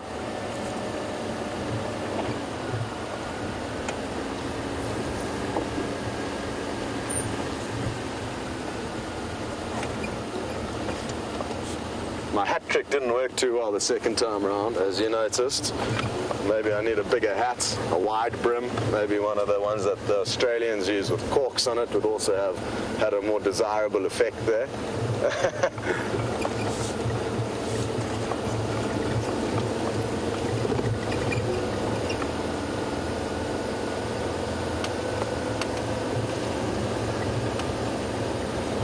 So I'm having some issues with my comms here.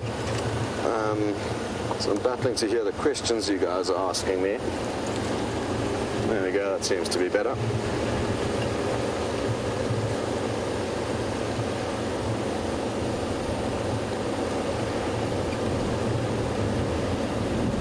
Hello, Peter in Jacksonville. You'd like to know how long I would have stayed with that elephant, considering his behavior. Just as long as we did stay with him. No longer. So literally as you left us, I started the vehicle up, and he had moved around onto the other side of the vehicle, not touching it though, but close to it, and I just started up the vehicle, and that alone kind of made him stop, and then he thought about coming forward again, and I just revved like that, again making a noise, and then he took a few steps back. And then what happened afterwards was interesting, is that I very slowly, I didn't, are we going? I very slowly started creeping away.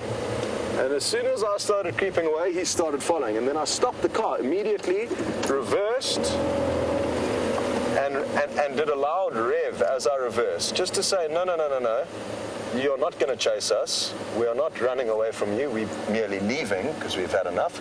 And if you think you can charge us, I can charge you as well. So that was the theory that I employed there. Nothing overly aggressive. It was just a little bit of I can see he's following, and I just, like that, just to say, no more of that. And then that stopped him, and then I slowly crept away, and he had by that stage decided to move on. So it's something important to remember if being given trouble by elephants. If you start fleeing, and that's why everyone says to you, your general rule in the bush or with any animal that's charging you in any continent, wherever you go, if something charges you, standing your ground is going to make it think twice. Even confronting it is going to make it think 3 times. But by turning and running, you're immediately saying, I'm out of here. And that makes the animal think, whoa, I'm coming after you, I'm going to get you, and I'm going to squash you. So even though we're smaller than animals, our brain power can sometimes make us more powerful than them, at least appear to be more powerful than them. And it's no different to if a human half your size came up to you and started being all aggressive, and you thought, sheesh, this guy must know something. He's either a ninja, or he's got a gun, or, there's something that this guy is causing him to be very confident. And even though it may just be a display, it will make a human twice the size of that individual think twice about attacking him. Whereas if it's a person just runs off screaming, you're going to think, oh, well, I got this, so I'm going to crush that person. So I don't know if that makes any sense, but that's how I see it at least.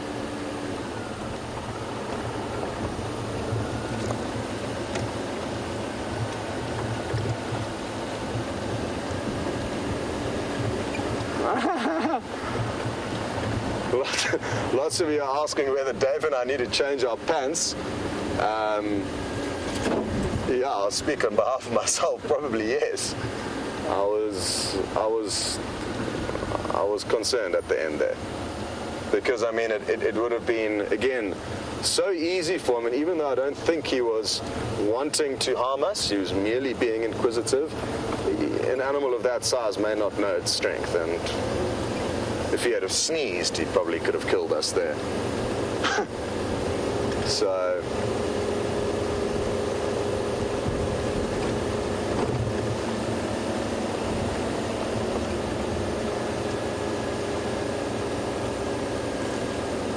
Shell in Detroit, you would like to know if the elephant was touching Dave at all, or the camera. It would have been close, but no.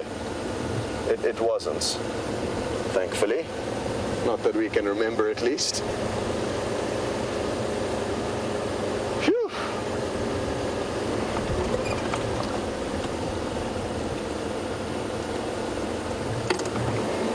Oh, there's a little yellow-billed hornbill. Looks like it's just taking it easy, soaking in this wonderful evening. Have you had a successful day hunting, Mr. Hornbill? Or Mrs. Hornbill? Not too sure which is which. Ah, time to do some preening. Good idea.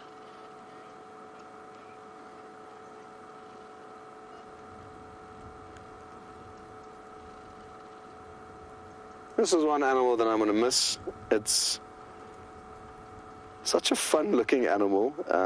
I really do love them. You don't get them in my hometown, Durban, or in Cape Town, Nikki's hometown, where we'll be spending the next couple of months working out what to do next.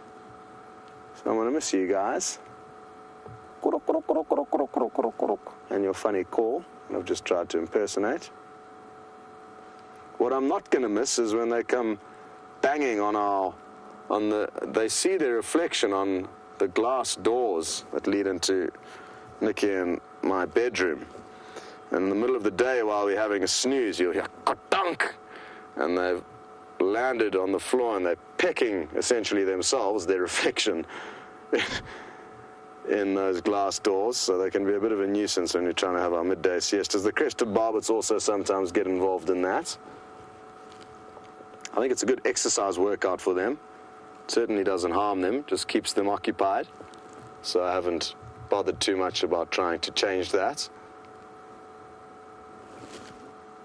Great, well, we're going to leave this hornbill to its own devices, continue searching for anything interesting for you guys, and while we do that, we are going to send you back to Mr. Henry. Goodbye. Hello! I am up here for a specific reason. I'm trying to get the mistletoe over there. Now, the reason for that is not so that I might hang it over Gendre's head and he can give me a little kissy. Oh, no. It is, in fact, so that I can retrieve some of the fruit. Because about the fruit I have been reading. And the fruit is, well, it's very sticky. It's got something in it called visium. And visium, apparently, is how this plant breeds. Now, what it does is it's specialized in by something called a yellow-fronted tinker barbet, which is a very pretty bird, which I cannot show you from where I currently am. And it makes a call that goes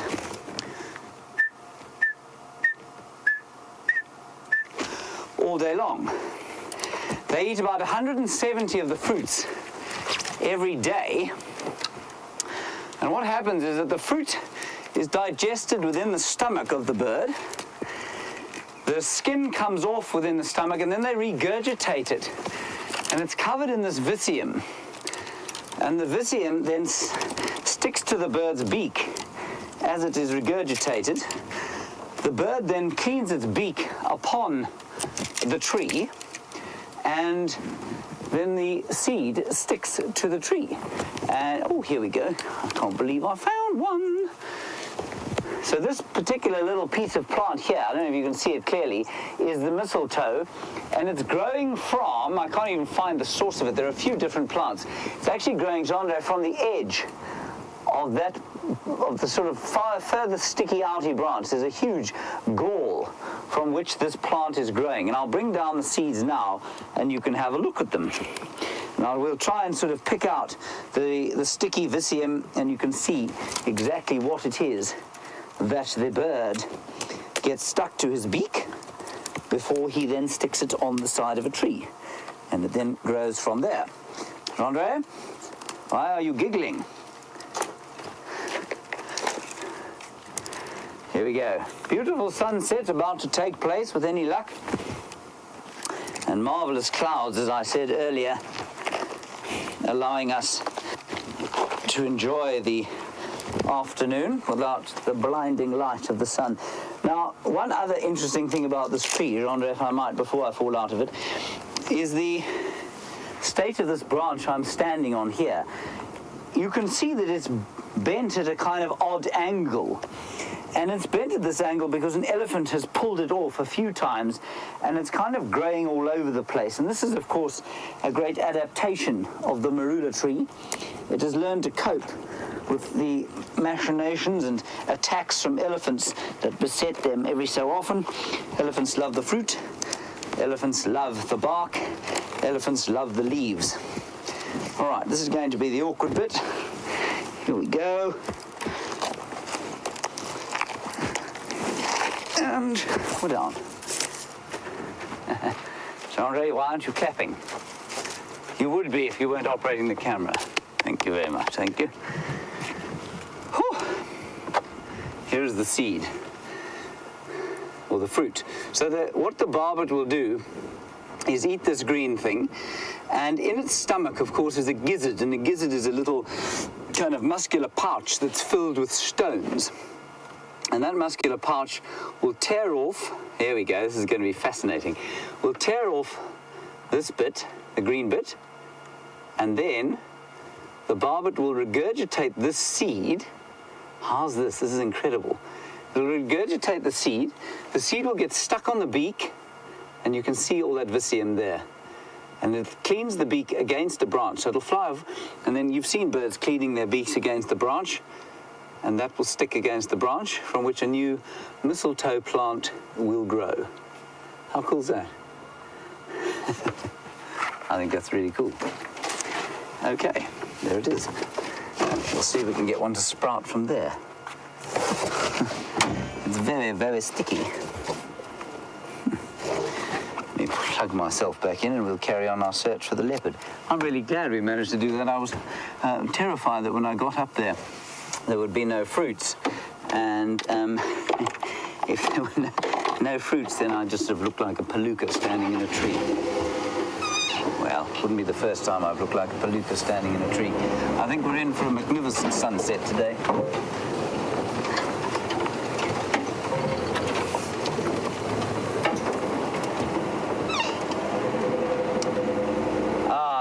You have obviously been watching a while, and you saw me plant at one stage the seed pod of a leopard orchid. That was also with Jean-Andre, wasn't it? Planted it in a tree at the Buffels, not the Buffels Dam, at the Juma Dam, in a knobthorn tree, and it looked like it was doing quite well until one day I went to check on it, and as I got there, I saw a beastly little squirrel come running out of the hole where I'd planted it, and it had devoured the entire thing, so it didn't in fact germinate at all. I need to do a little bit more research, I think, on how to propagate the leopard orchid, because I think it could be quite an interesting thing to try and grow. Anyway, there we go.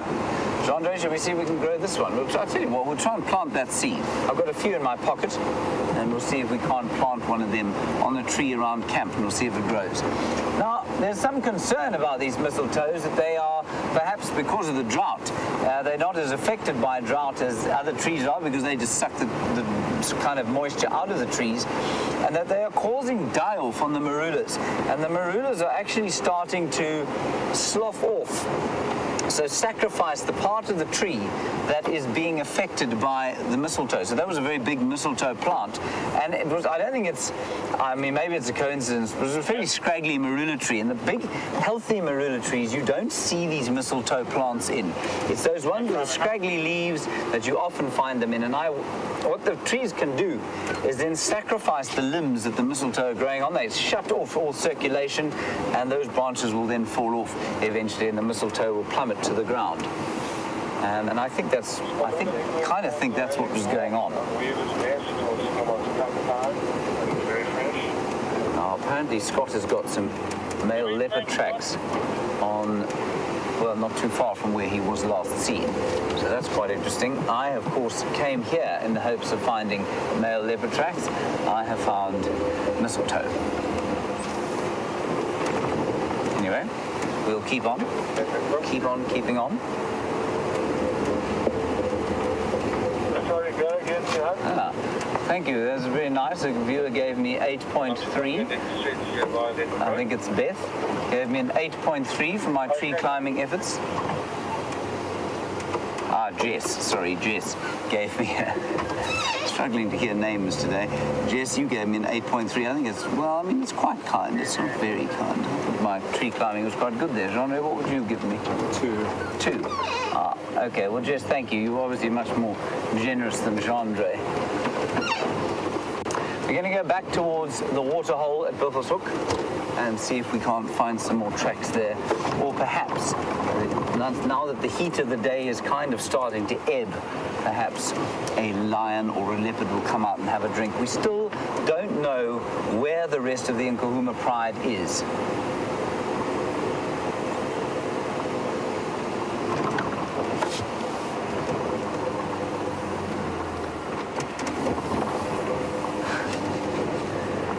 Angela, you have the final control of fits of hysteria. You say that, was I a monkey in my previous life? You've never seen anyone bend their body in the way that I do to climb a tree. Angela, I may have been a monkey, I may have been a cockroach, I'm not really sure. But certainly I do enjoy climbing trees. I wasn't very good at it as a youngster, but now as I've matured into ripe old, almost middle age, so I have enjoyed climbing trees even more. Whether I was a monkey or not in a previous life, I'm not sure.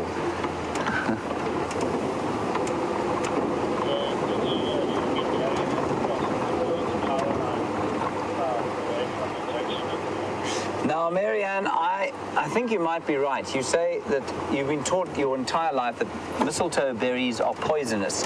Now, Arkansas is obviously far removed from where we are here, and there will be many different species of mistletoe, and sometimes I don't even know if they're related plants, because there are often English conventions that we use kind of, you know, across the pond, as it were, that aren't necessarily the same. So, for example, what you'd call a buzzard, we'd call a vulture. What you'd call a turtle, we'd call a tortoise. And so I'm not sure if the mistletoe there is actually related to this mistletoe. I suspect it probably is distantly, though, and I wouldn't put this in my mouth. I think that it can be quite toxic to human beings, but it certainly isn't to the birds, and especially not the yellow-fronted tinker barbet, which enjoys immensely 170 fruits in a day if it can eat them. Can you imagine how many of them get distributed around the place?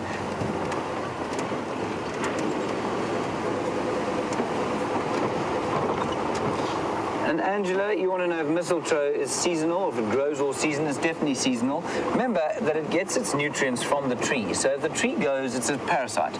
If the tree goes dormant, so too must the mistletoe, because it won't be able to get anything in the way of water. So absolutely they are seasonal growing, and that's why I mean, we're going into autumn now, and so it will start to produce the fruits, as do many, many trees around the place. We've got our guarri trees. Marula's a bit different. Sour plum's a bit different, but certainly a lot of the berry-bearing fruit or berry-bearing trees are starting to produce their fruits now. And the mistletoe is no different. A very pretty sunset there that we can see. Kirsten's just pointing that out to me. Thank you, Kirsten. I'm looking for a leopard, of course, fading dismally at this stage.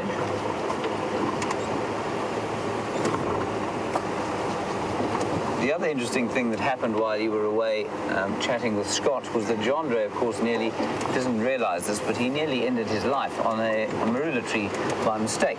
He was leaning from the back of the car doing sit-ups. Of course, he hooked his legs under the seat here and he was merrily doing his stomach exercises, and I looked behind me, and I mean, there was a marula tree right close to the road, which he didn't see at all, and, well, he nearly basically was cut off midway, as it were.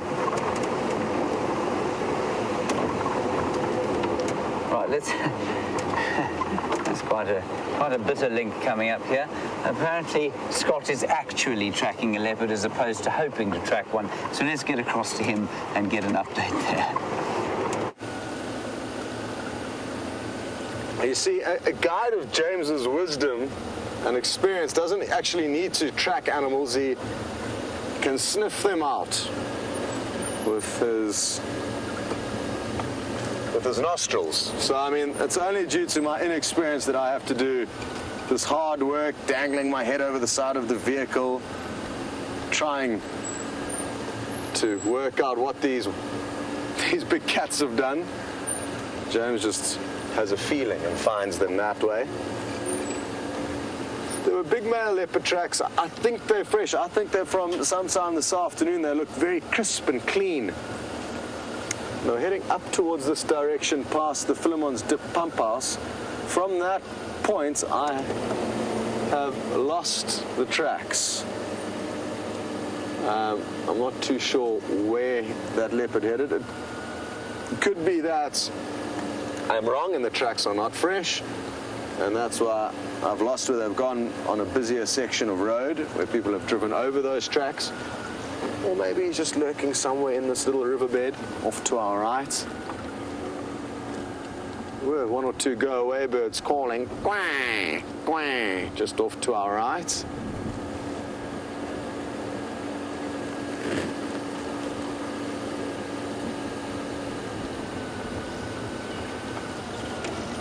It'll be a wonderful, wonderful way to finish off what's been an incredible safari with all of you. If we do manage to find this big male.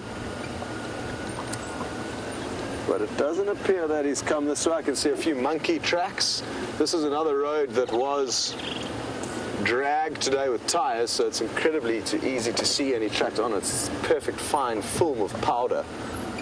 Exactly what you want to be tracking on. There are only a few monkeys that were running down in this direction that I can see.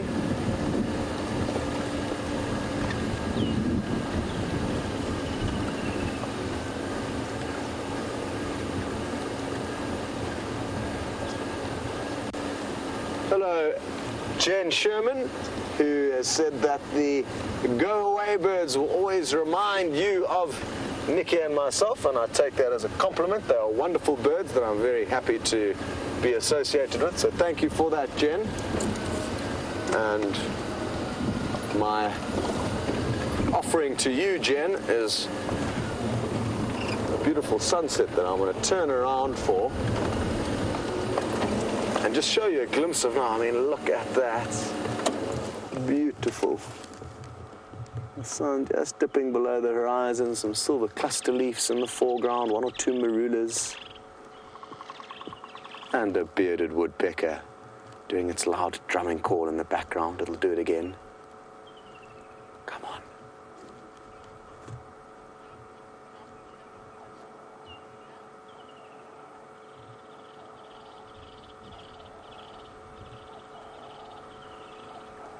Absolutely magical. The birds are all singing, Cape turtle dove, woodland kingfishers.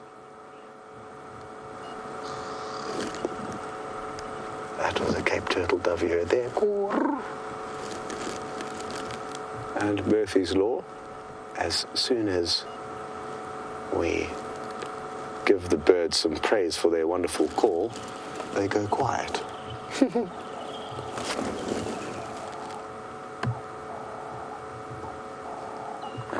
oh, there's the woodpecker again. It's the only woodpecker that will drum loudly to communicate with other woodpeckers of its type. It's called the bearded woodpecker.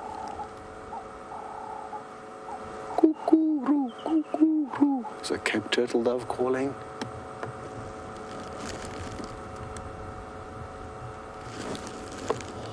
Another animal that would be wonderful to hear and possible while we are sitting here silently enjoying the sunset is, of course, this leopard that we're looking for. We could hear its loud rasping.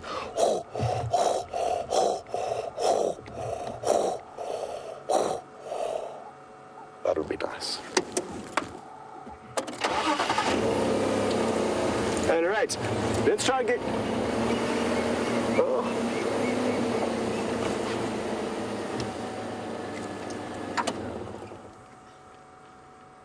Whole host of Franklin has got the fright of their life. I wonder what caused it. Let's race in there. Maybe it's the leopard, maybe it's not, but let's take a gamble. Oh, little wheel spin. That wasn't intended. It could just be that stage of the evening where they've fluttered off. They do get quite vocal at this stage of the evening. But then again, it could have been something that did give them the fright of their life, and because there is this little fairly open section that we can poke our noses into, it may be worth just seeing if we can't find where they are. If we find them elevated, sitting in a tree looking down, that would be a great sign, because that's usually the behavior that they perform when there's a ground predator, i.e. a leopard.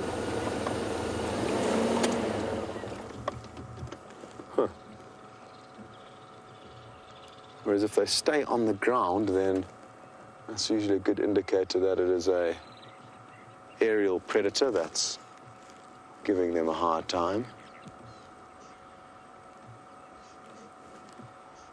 Huh. Well, everything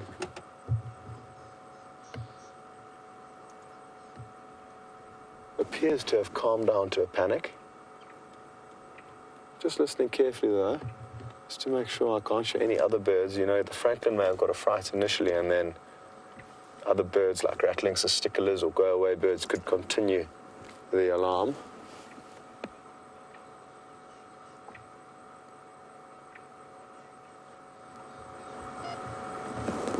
It's such a beautiful evening. Let's keep on taking a look at what's going on to the west there. Clouds are getting illuminated that light orange, beautiful scenes.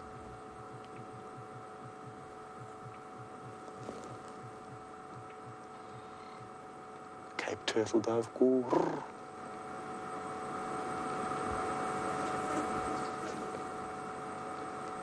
But definitely no more panic that I can hear regarding any of the species that will alarm call. So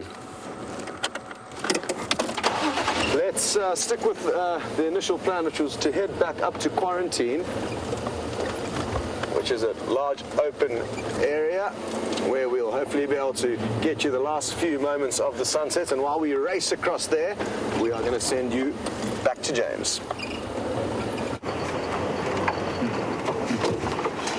Now, I don't know what to say. I was told that Scott was tracking a leopard and describing the sunset and showing it to you at the same time. We can't see the sun from where we are. Oh, yes, we can. Oh, yes, we can. You can see it there. Andre, show everyone the sun, quickly, before they don't believe I can find anything. There, I found the sun. Phew. Kirsten says Scott's was better. Kirsten is going to find the grey tree frog that we found in the bathroom today in her pillow this evening. Now I can hear the massing. I'm really getting it in the neck today. Sorry, the great tree frog that Nikki found in the bathroom today. But what I can hear, if I might trouble the final control to possibly turn up my audio, I don't want to put them out at all, is the massing of the European bee-eaters. And the massing of the European bee-eaters there means that they are also thinking about going home, back to Europe, where it is that they also breed much like the swallows. And I think they will leave at a similar time, maybe a little bit later, maybe a few weeks later.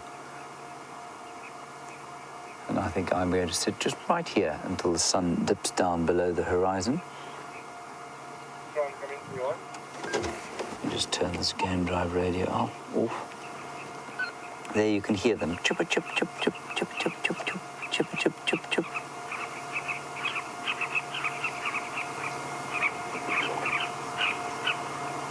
Wonderful, wonderful sound. It's always made me feel attached to the wilderness, the European bee-eater, because we used to find them in Johannesburg as well. And so when I was sort of feeling down and I went for a walk along the sort of dirty river that they had there, quite a nice green belt though, the bee-eaters would mass on the telegraph poles, and it was just lovely to have them there. A nice connection to the wild, as is that incredible sunset. Right, on we go.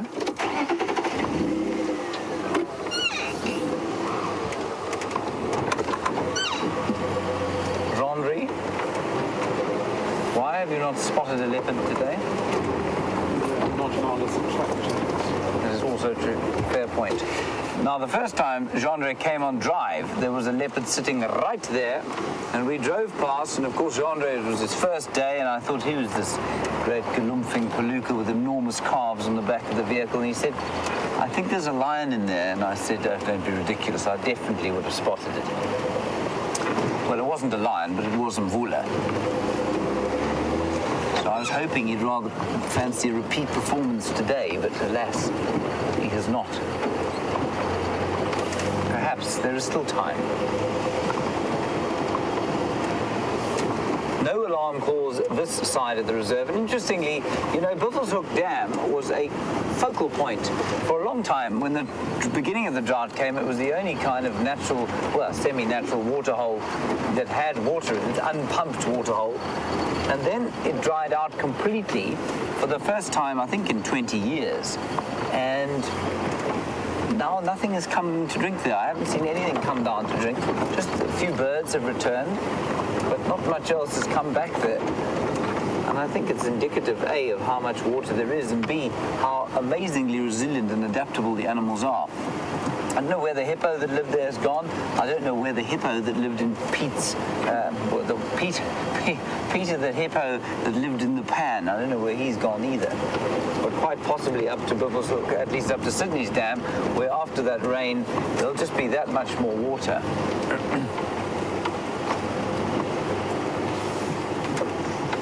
And Marianne in Arkansas, a good question. I don't know where the hyenas have gone. They may well be still in their normal den. I just haven't been to look this afternoon. But I'll make an effort to try and go around there tomorrow morning, and we'll see what's happening there. So for those of you who don't know, we did go and check this morning, and there was absolutely nothing going on. Then we checked all the other den sites that we know of, and there's one on Aubrey's Road, which is a very small and sort of unsalubrious neighborhood. There are no nice shady trees over it or anything like that, and there's definitely not space for all of them in there. And there was a lot of hyena track around the place and a fresh bone, so maybe a few of the youngsters have been moved in there. I'm not sure, but we'll unravel the mystery of the hyenas fairly soon, and we will certainly try try and do that, but the area in which they live is very full of deep drainage lines, so it sometimes takes us a little while in order to get in there and have a proper look. I'm not convinced they've moved. I just think that after the it was A, starting to smell, B, the lions came round there and a lioness stuck her head right into one of the holes, and then C, they had that big conflict with the wild dogs, which I think would probably have unsettled them slightly, even though they caused it, of course. And then there were two youngsters around about where that leopard kill was this morning. Well, one youngster and one adult, probably Pretty, and then they headed off. Pretty didn't head off towards the den site. She moved off in a slightly different direction. So I don't know. We will find out, and that's the great and exciting thing about what we do out here, is that we learn all the time, and B, the mysteries of the wilderness continue to confound us. We're now pulling onto Buffel's hook cut line. I thought I saw an elephant there, but I didn't. No. And we'll see if there are any further tracks coming across here. I didn't find any tracks on the cheetah cut line, so that female leopard whose tracks went in there at some stage must be still around there, but I don't know. They do tend to be quite spirit-like, the leopards of this area. Still got a frog in my throat. Just check something quickly. Right, on we go. The sun is now set, of course, which means we must put on our lighties. What I'm going to do is do one more turn past where that leopard kill is and see if we can't find something there.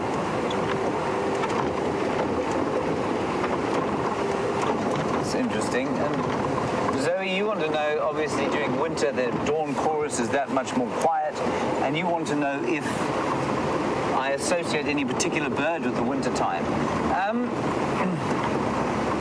The one bird that is always here, always doing a great performance, no matter what time of the year it is the lilac-breasted roller. So I suppose I would associate them, but then also the starlings start to flock. The Birchall starlings, instead of occurring in ones and twos, occur in quite big flocks. So I suppose those would be the two birds that I associate with the winter time. But otherwise, no. I mean, everything is so quiet during the winter. I mean, you can stop in the morning and just hear the odd dove calling, maybe the odd francolin, but otherwise it can be deathly hushed during the course of a morning. And so one doesn't normally associate birds with the winter here. Excuse me. On the coastal areas you would, of course, because a lot of the birds will migrate in for the winter.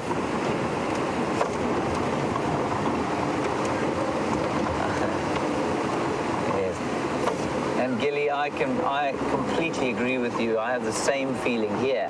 You say you hate it when the swallows leave there and go south for your winter and our summer because it means that the summer's over. Absolutely, I feel the same thing. I certainly felt it in Johannesburg far more because Johannesburg, of course, is very cold in the winter time. But here, it's really so nice in winter that it doesn't. It's not as nice as the summertime, but it certainly is very pleasant, and especially after this summer, I think we'll be quite pleased to have some warmth,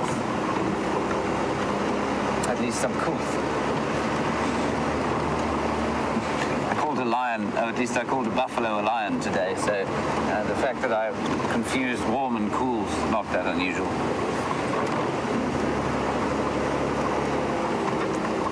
Hello, Jeff. You say, when will the dry season start again? Jeff, I mean, we haven't really had a wet season, but in theory it should start kind of at the end of this month, and it would go through until about November. So we have a very long dry season here. We might have the odd little bit of winter rain, but not much. That's in a normal year. I couldn't possibly tell you what's going to happen now. But normally by the end of March, maybe the end of April, the rains have ceased completely.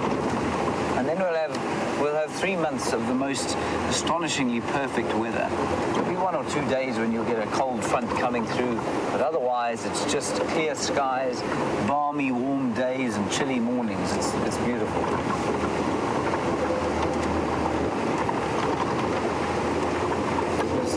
Just all in these pub puddles. Now, we were asking about why, we have been asked a few times about why we're not seeing, you want this puddle, do you, Jean-Andre?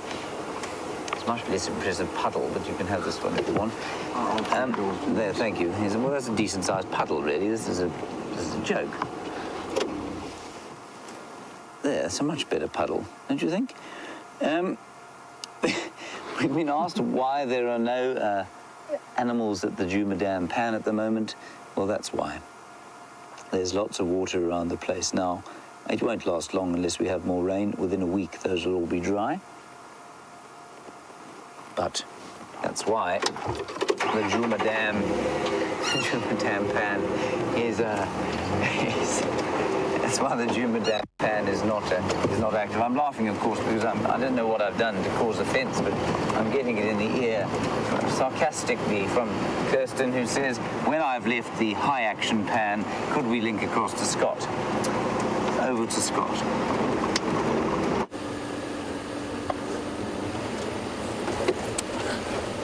So I've decided to come back into the general area where we did have this big male lion this morning, in the hope that we may be able to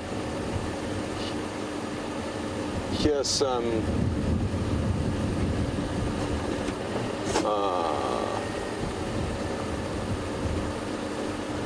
no, I just did an update saying that there's a lion crossing out of Djuma right this second. Copy that, Johan. Does he have a big scar below his left eye and a wound on his belly?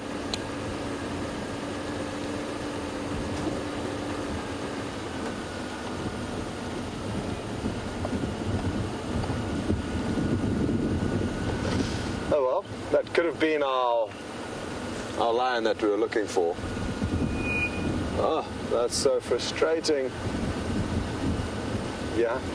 Johan's getting back to me now, but he only had a brief glimpse.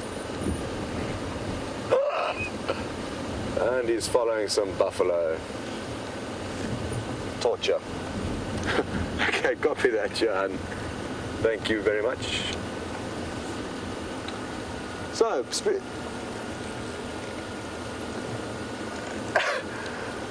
no problem at all. Shame.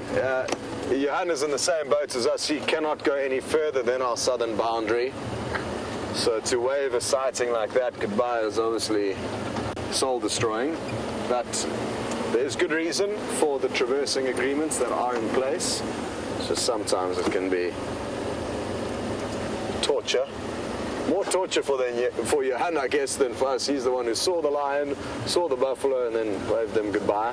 At least we're just cheering about it. But there is good news, and that is that Steph, who's been doing a bushwalk through this area, has bumped into a large breeding herd of buffalo.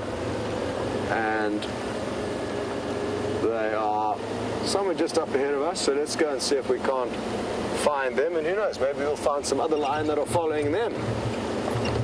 It certainly is possible. There was tracks of predators all over the property this morning, both for lion and for leopard. We were only successful, sadly, in locating one of those predators, the big male lion, but there could be others lurking nearby. Let's go and see what's happening over here. The lion were apparently heading towards where we've just come from, somewhere in this quite thick block on the left of the road.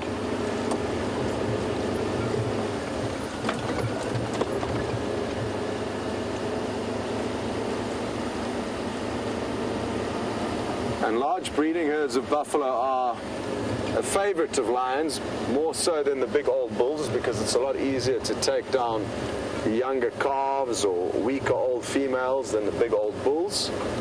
But there's a catch to that whole system, and that is that the large herds have generally got large numbers. That's why I guess they're called the large herds. And those numbers can rally up and regain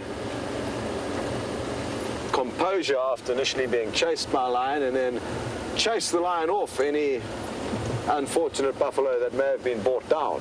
And very often buffalo will save fellow herd members from lion.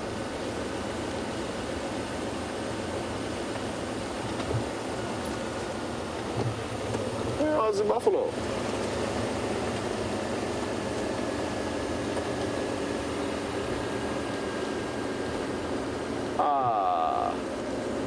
I've got a visual of the first customers, and this is perfect.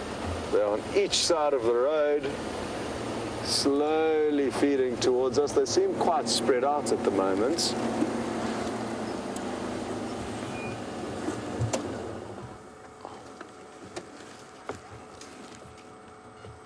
Hello, Joyce in New Hampshire. You would like to know if the Cape buffalo is any way related to the American bison? Good question. Not that I know of. But they are certainly quite similar beasts, so there's a chance that that is the case. Look at this lady giving us a very wary eyeball.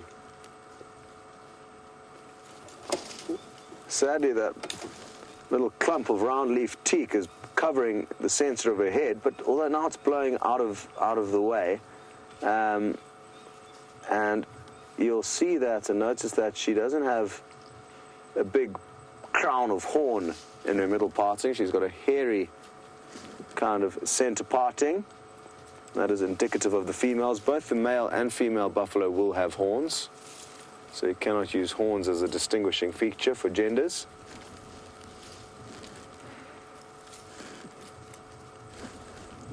Let's see if we can't get deeper into the herd and get you some better views. Okay, we need to get you across to Joe's quickly. He's got some warthogs. Look, everyone, there's the hind end of a sounder of warthogs disappearing into the bush.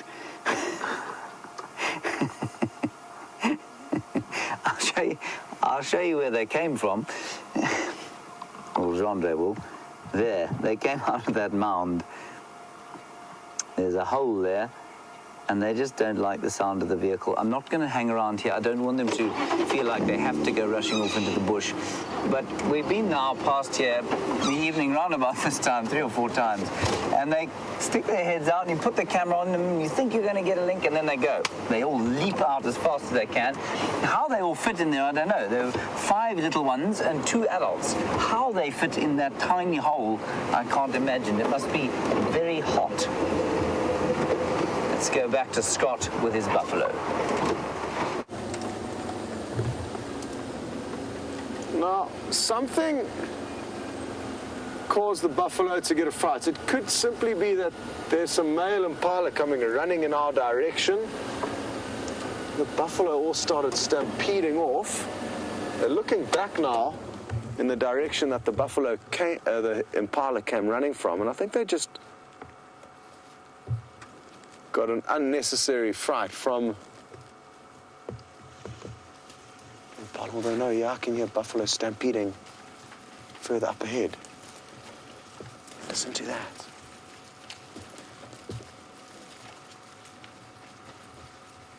Are there lions nearby?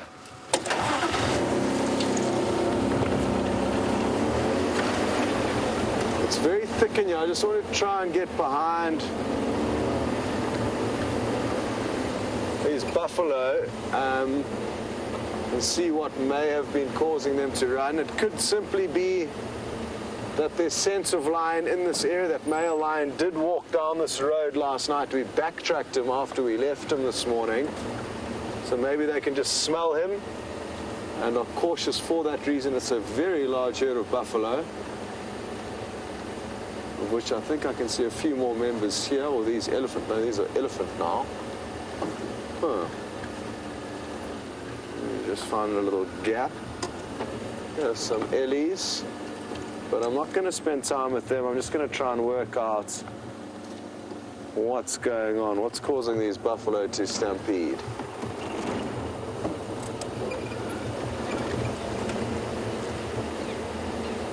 Sparkle Canyon Otter, you would like to know where is the lioness that was with the male, with James last night? We're not too sure. We don't know where she has gone. We did have tracks of a single lioness on our northern boundary close to Sydney's waterhole that looked to have come into Juma, but we couldn't work out exactly where she had gone. I'm going to turn around. It's so incredibly thick that I don't want to go crashing through this block in search of whatever has disturbed the buffalo. I've got a feeling that it's just a false alarm.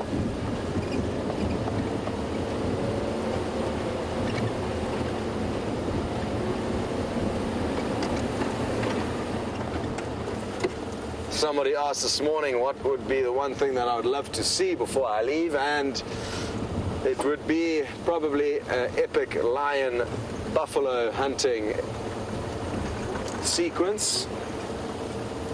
Something that we haven't got to see that often, and it's one of the most awesome showdowns between two incredibly powerful animals.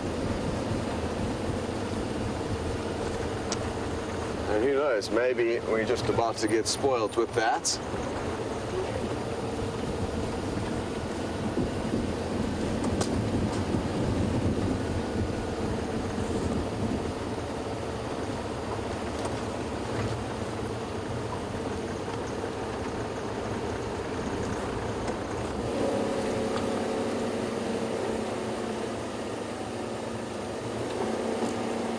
Hello, Gracie, who's just 8 years old, and you have inquired as to what about the tea party that I promised we would have across at Arethusa, and why don't we do that tomorrow afternoon, Gracie? We'll go and set up something and have a little tea party across at Arethusa. How does that sound?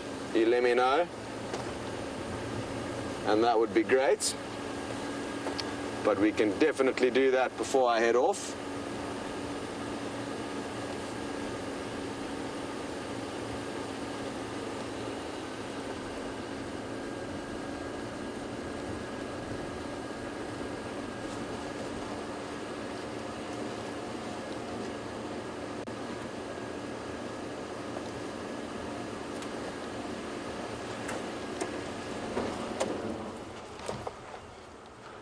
Hello, our beard. You would like to know if we are going to be doing a fireside chat for Nikki and I's farewell drive on Saturday, and yes, we will. For probably the last half an hour of the safari, we will be around a campfire discussing a few things, maybe showing a few clips. So yes, that's something to look forward to. I know we haven't done a fireside chat for quite some time. It's usually on a Sunday night for the new viewers, but Saturday will be Nikki and my last day here, so we'll be doing it then. So yes, that's correct, and we're certainly looking forward to it. The buffalo seem to have calmed down now, so maybe it was merely a false alarm. They just had a little bit of extra energy, and possibly this windy weather is also going to cause them to be on edge. The wind is literally just picking up now, and that's going to make the evening a tough one for them, because they are going to not know very well if lions are creeping up on them, or if it's just the sound of the leaves rustling in the wind.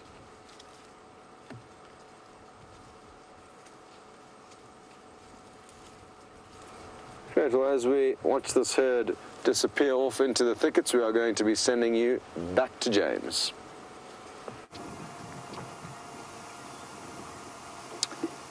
And the calm of the evening has descended here. You can hear maybe a red-backed shrike going chook, chook, chook, chook, chook, chook, chook, chook, chook. The odd robin. And of course, the hippopotamus come out of the water to graze. What he's eating there, other than sand, I can't imagine, but I think he will find some green grass somewhere around here. Just shining over the western horizon. Well, that's the northwestern horizon at the moment. You can see it getting much more bright towards the western side or the left-hand side of your screen. Certainly one of my very favorite times of the day.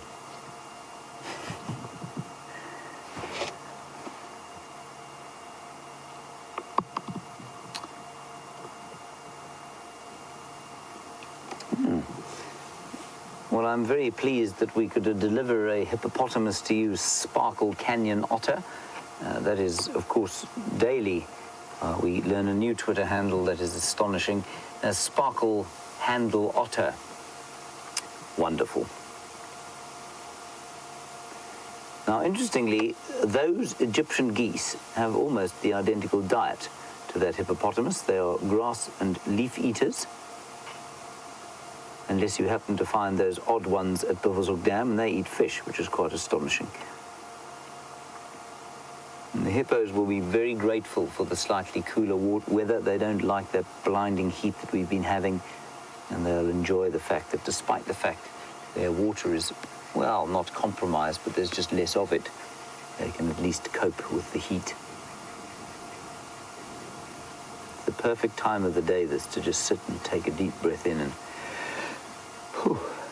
be grateful for living in a place like this. You can just see him shining there, the mud on the hippo shining in the last light of the day.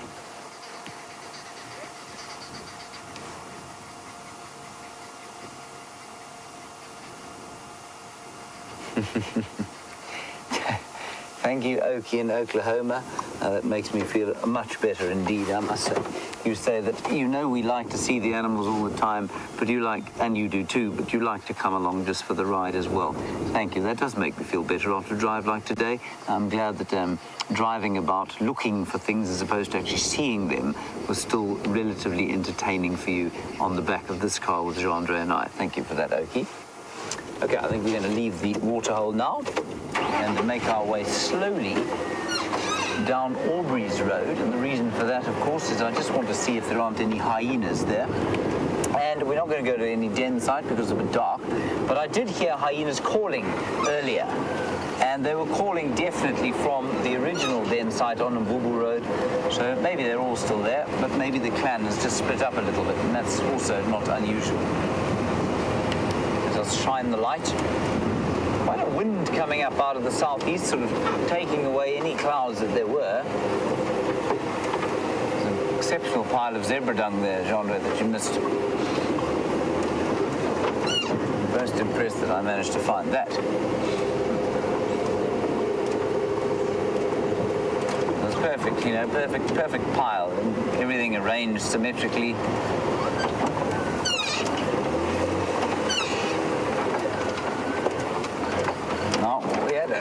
Question yesterday about the different vegetation types that we get here, and this is quite an interesting one as we just drive through here. You don't need to bother to let's go down that way.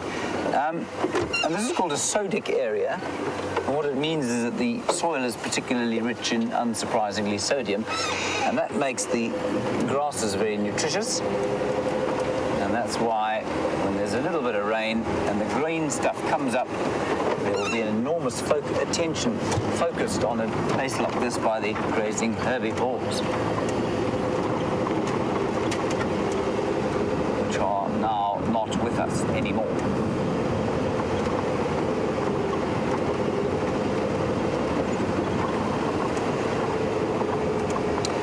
Interesting question from Angela in Boston. You want to know if our senses get heightened during a night drive as compared with a daytime drive. Angela, I think first of all, our senses get heightened just by being out here and by trying to look for animals. We listen so carefully all the time. The sense of smell becomes so much more important out here. And then the seeing, of course, you do see things, I think, more acutely than you would if you lived in a city where you don't have to use your eyes quite so much. At night, though, yes, I suppose our ears and our noses perhaps become slightly heightened because obviously we're semi-blind compared with many of the animals out here. I suppose they would. So, I mean, I've certainly noticed when I go to town now, I'm just that much more aware of things around me. And it's funny, you walk into a shopping center, and you've all had this experience, where you'll walk into a shop, but you'll be walking behind somebody and they'll just stop. They'll have absolutely no awareness of what's going on behind them at all, and you'll bump into them or you'll have to quickly avert going around them. And for me, when I go into the shops, I'm constantly looking kind of over my shoulder as if I'm on a bushwalk and looking around, sort of keeping my 360-degree awareness. And I find other people don't do the same thing. Well, why should they? They're not generally expecting to be leapt upon while they buy their weekly eggs or underpants. I'm not sure why I chose underpants as an option there, Jean-Andre, because not many people buy them on a weekly basis, do they? Unlike you, I tend to change mine more than Okay, well, that's good. So yes, indeed. Senses do get a little bit heightened during the darkness. All right, we're going to head back to Scott before I say anything else particularly stupid.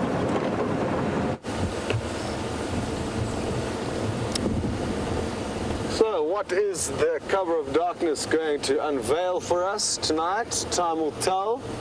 Oh, bush baby.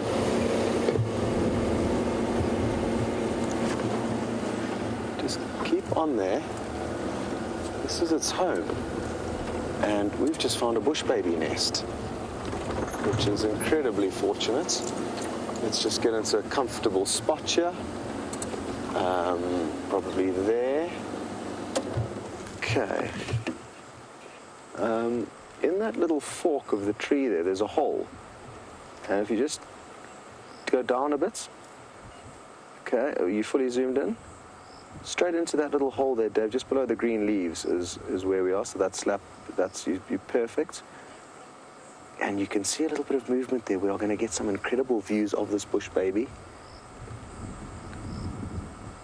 As it begins to poke its head out, they've got massive, massive eyes that you're going to begin to notice. Oh, there's its hand. You may have just got a glimpse of its little hand.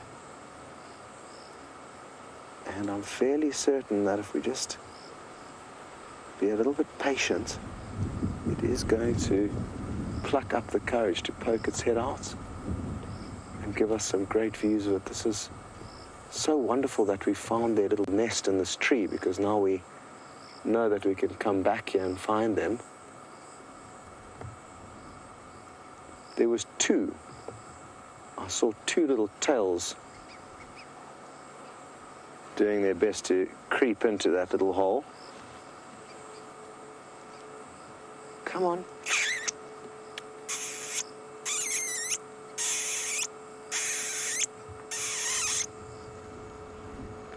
You can see its massive eyeball checking me out as I made that funny squeaking sound. I've once made that noise and had bush babies come bounding through the bushes towards me, but only once. Never again. I tend to keep trying it, hoping that it will happen again. Let's see what happens if we do it one more time.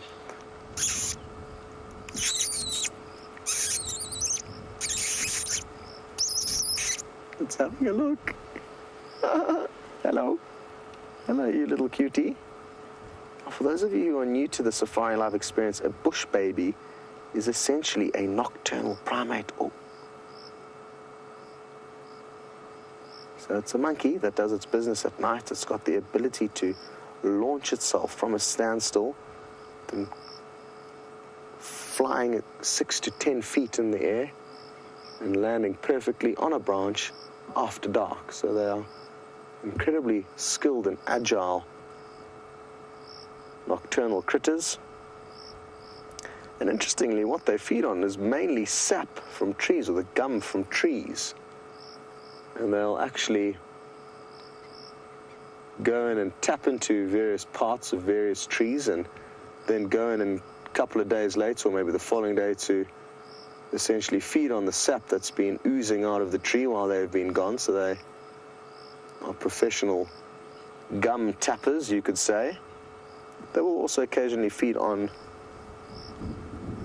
insects, but it's mainly a diet of sap from trees or gum from trees. We do one more squeak and see if we can't get it out.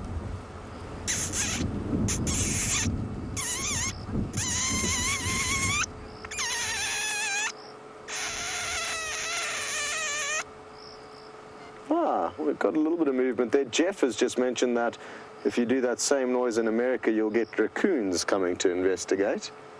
So that's interesting. Such a pity that we can't get a better angle. I'm trying to think of how we can reposition to possibly try and poke our noses in that hole, but I don't think we're going to get lucky. So let's just stay here and maybe they will poke their heads up. We are very close to them. We're probably only about 4 meters away, so it would be an incredible sighting if we did get them to come out, but I fear while we are this close, we may not get lucky. What I'm going to do is I'm going to turn the spotlights off for a while and see if that doesn't allow them to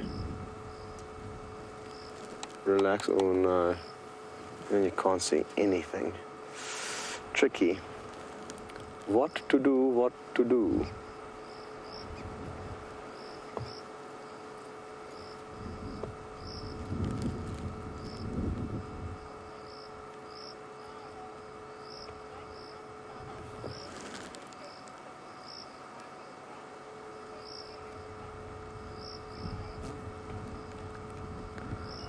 Hello, Smiles on Twitter, and you have been fascinated by these interesting little primates and are going to be doing some research as to where exactly they fit in on the whole scale of primates, and that will be interesting. Do let us know what you come up with.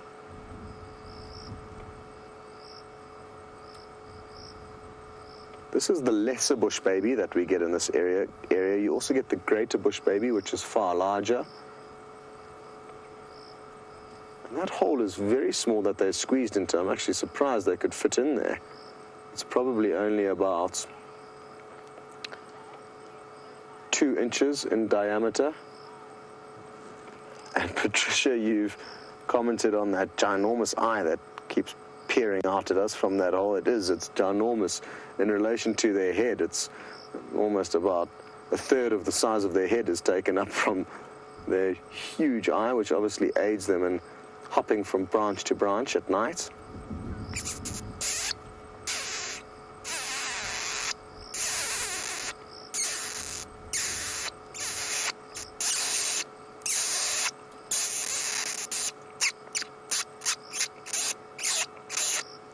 Here we go. Oh, so close.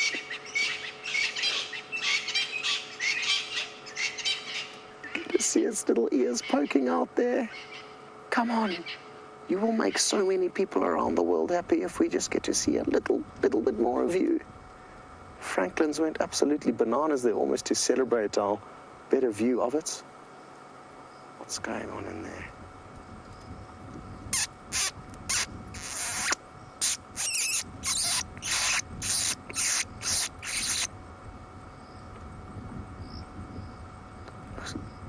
Looks like it's trying to groom itself, certainly bobbing its head up and down.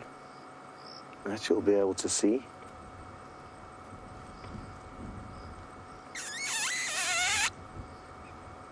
Maybe it's just getting itself ready to come out and do a full reveal. Come on. Come out, come out.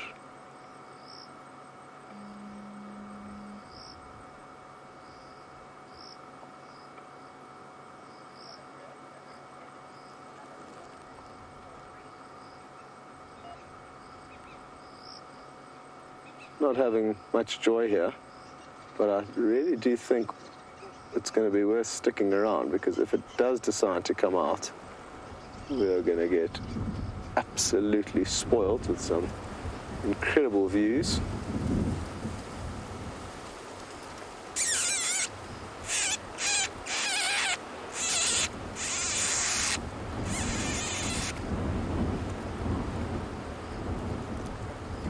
Hello, Pelican Penny in Florida. You asking if the light doesn't hurt the bush baby's eyes. I don't think it hurts their eyes, but it will definitely cause it to squint a little bit and readjust. You can see the way it's looking at us. If it was hurting its eyes, it wouldn't be looking straight at us like that. And you'll also notice, Dave, if you zoom out a little bit, I've got the brightest portion of the light actually above where the hole is. So I'm just casting that kind of periphery light, which isn't as bright, on where the bush baby is. So you can kind of see that I am doing my best to try and just give enough light for us to see, but not put the brightest portion of light on the bush baby.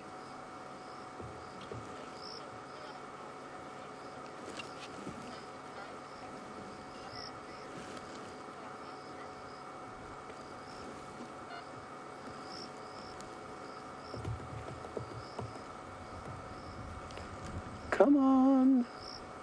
Come on, little bush baby.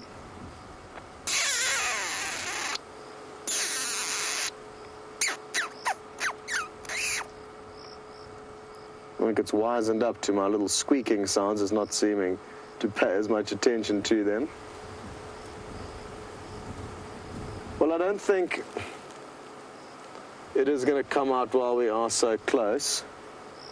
And I'm feeling like our presence here is preventing it getting on with its business, and we don't want to do that. So we're going to say goodbye to this little bush baby. I'll definitely inform the others as to where this tree is, because this is going to be a place worth doing some stakeouts. If this is the only burrow that they live in for the time being, or cavity, we could hopefully come and spend some time here and maybe make them understand that we just want to view them, and they could become a little bit more relaxed with our presence.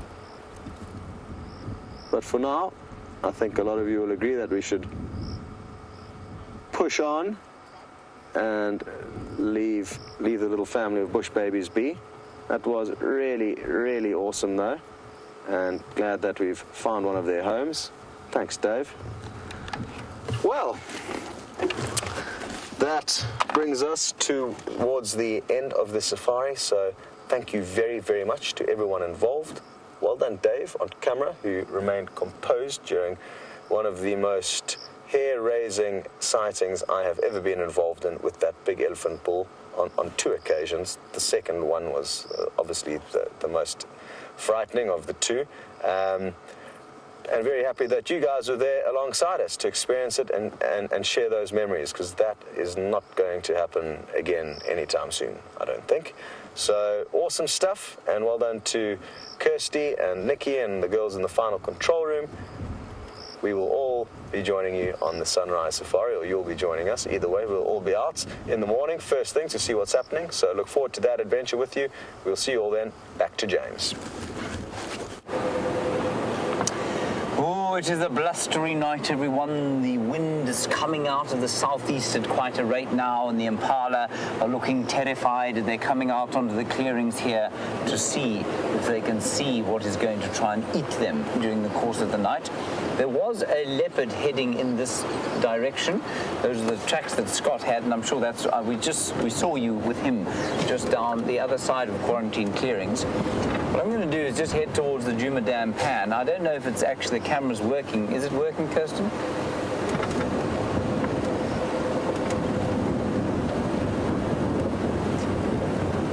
It's up and down, so we can't see it at the moment, but I'm just going to go and check if he hasn't possibly come past for a drink. Now, our male leopard came past this area yesterday for a drink. Apparently it is working on our website, so that's good. But just in case there isn't a leopard heading towards the water for a little bit of a drink on a hot day like this, I just want to have a quick look.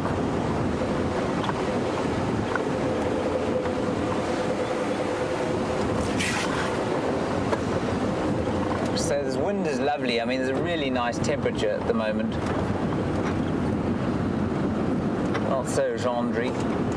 Another herd of impala down there, so obviously not many leopards around this area now, unless one of the impalas is about to be devoured.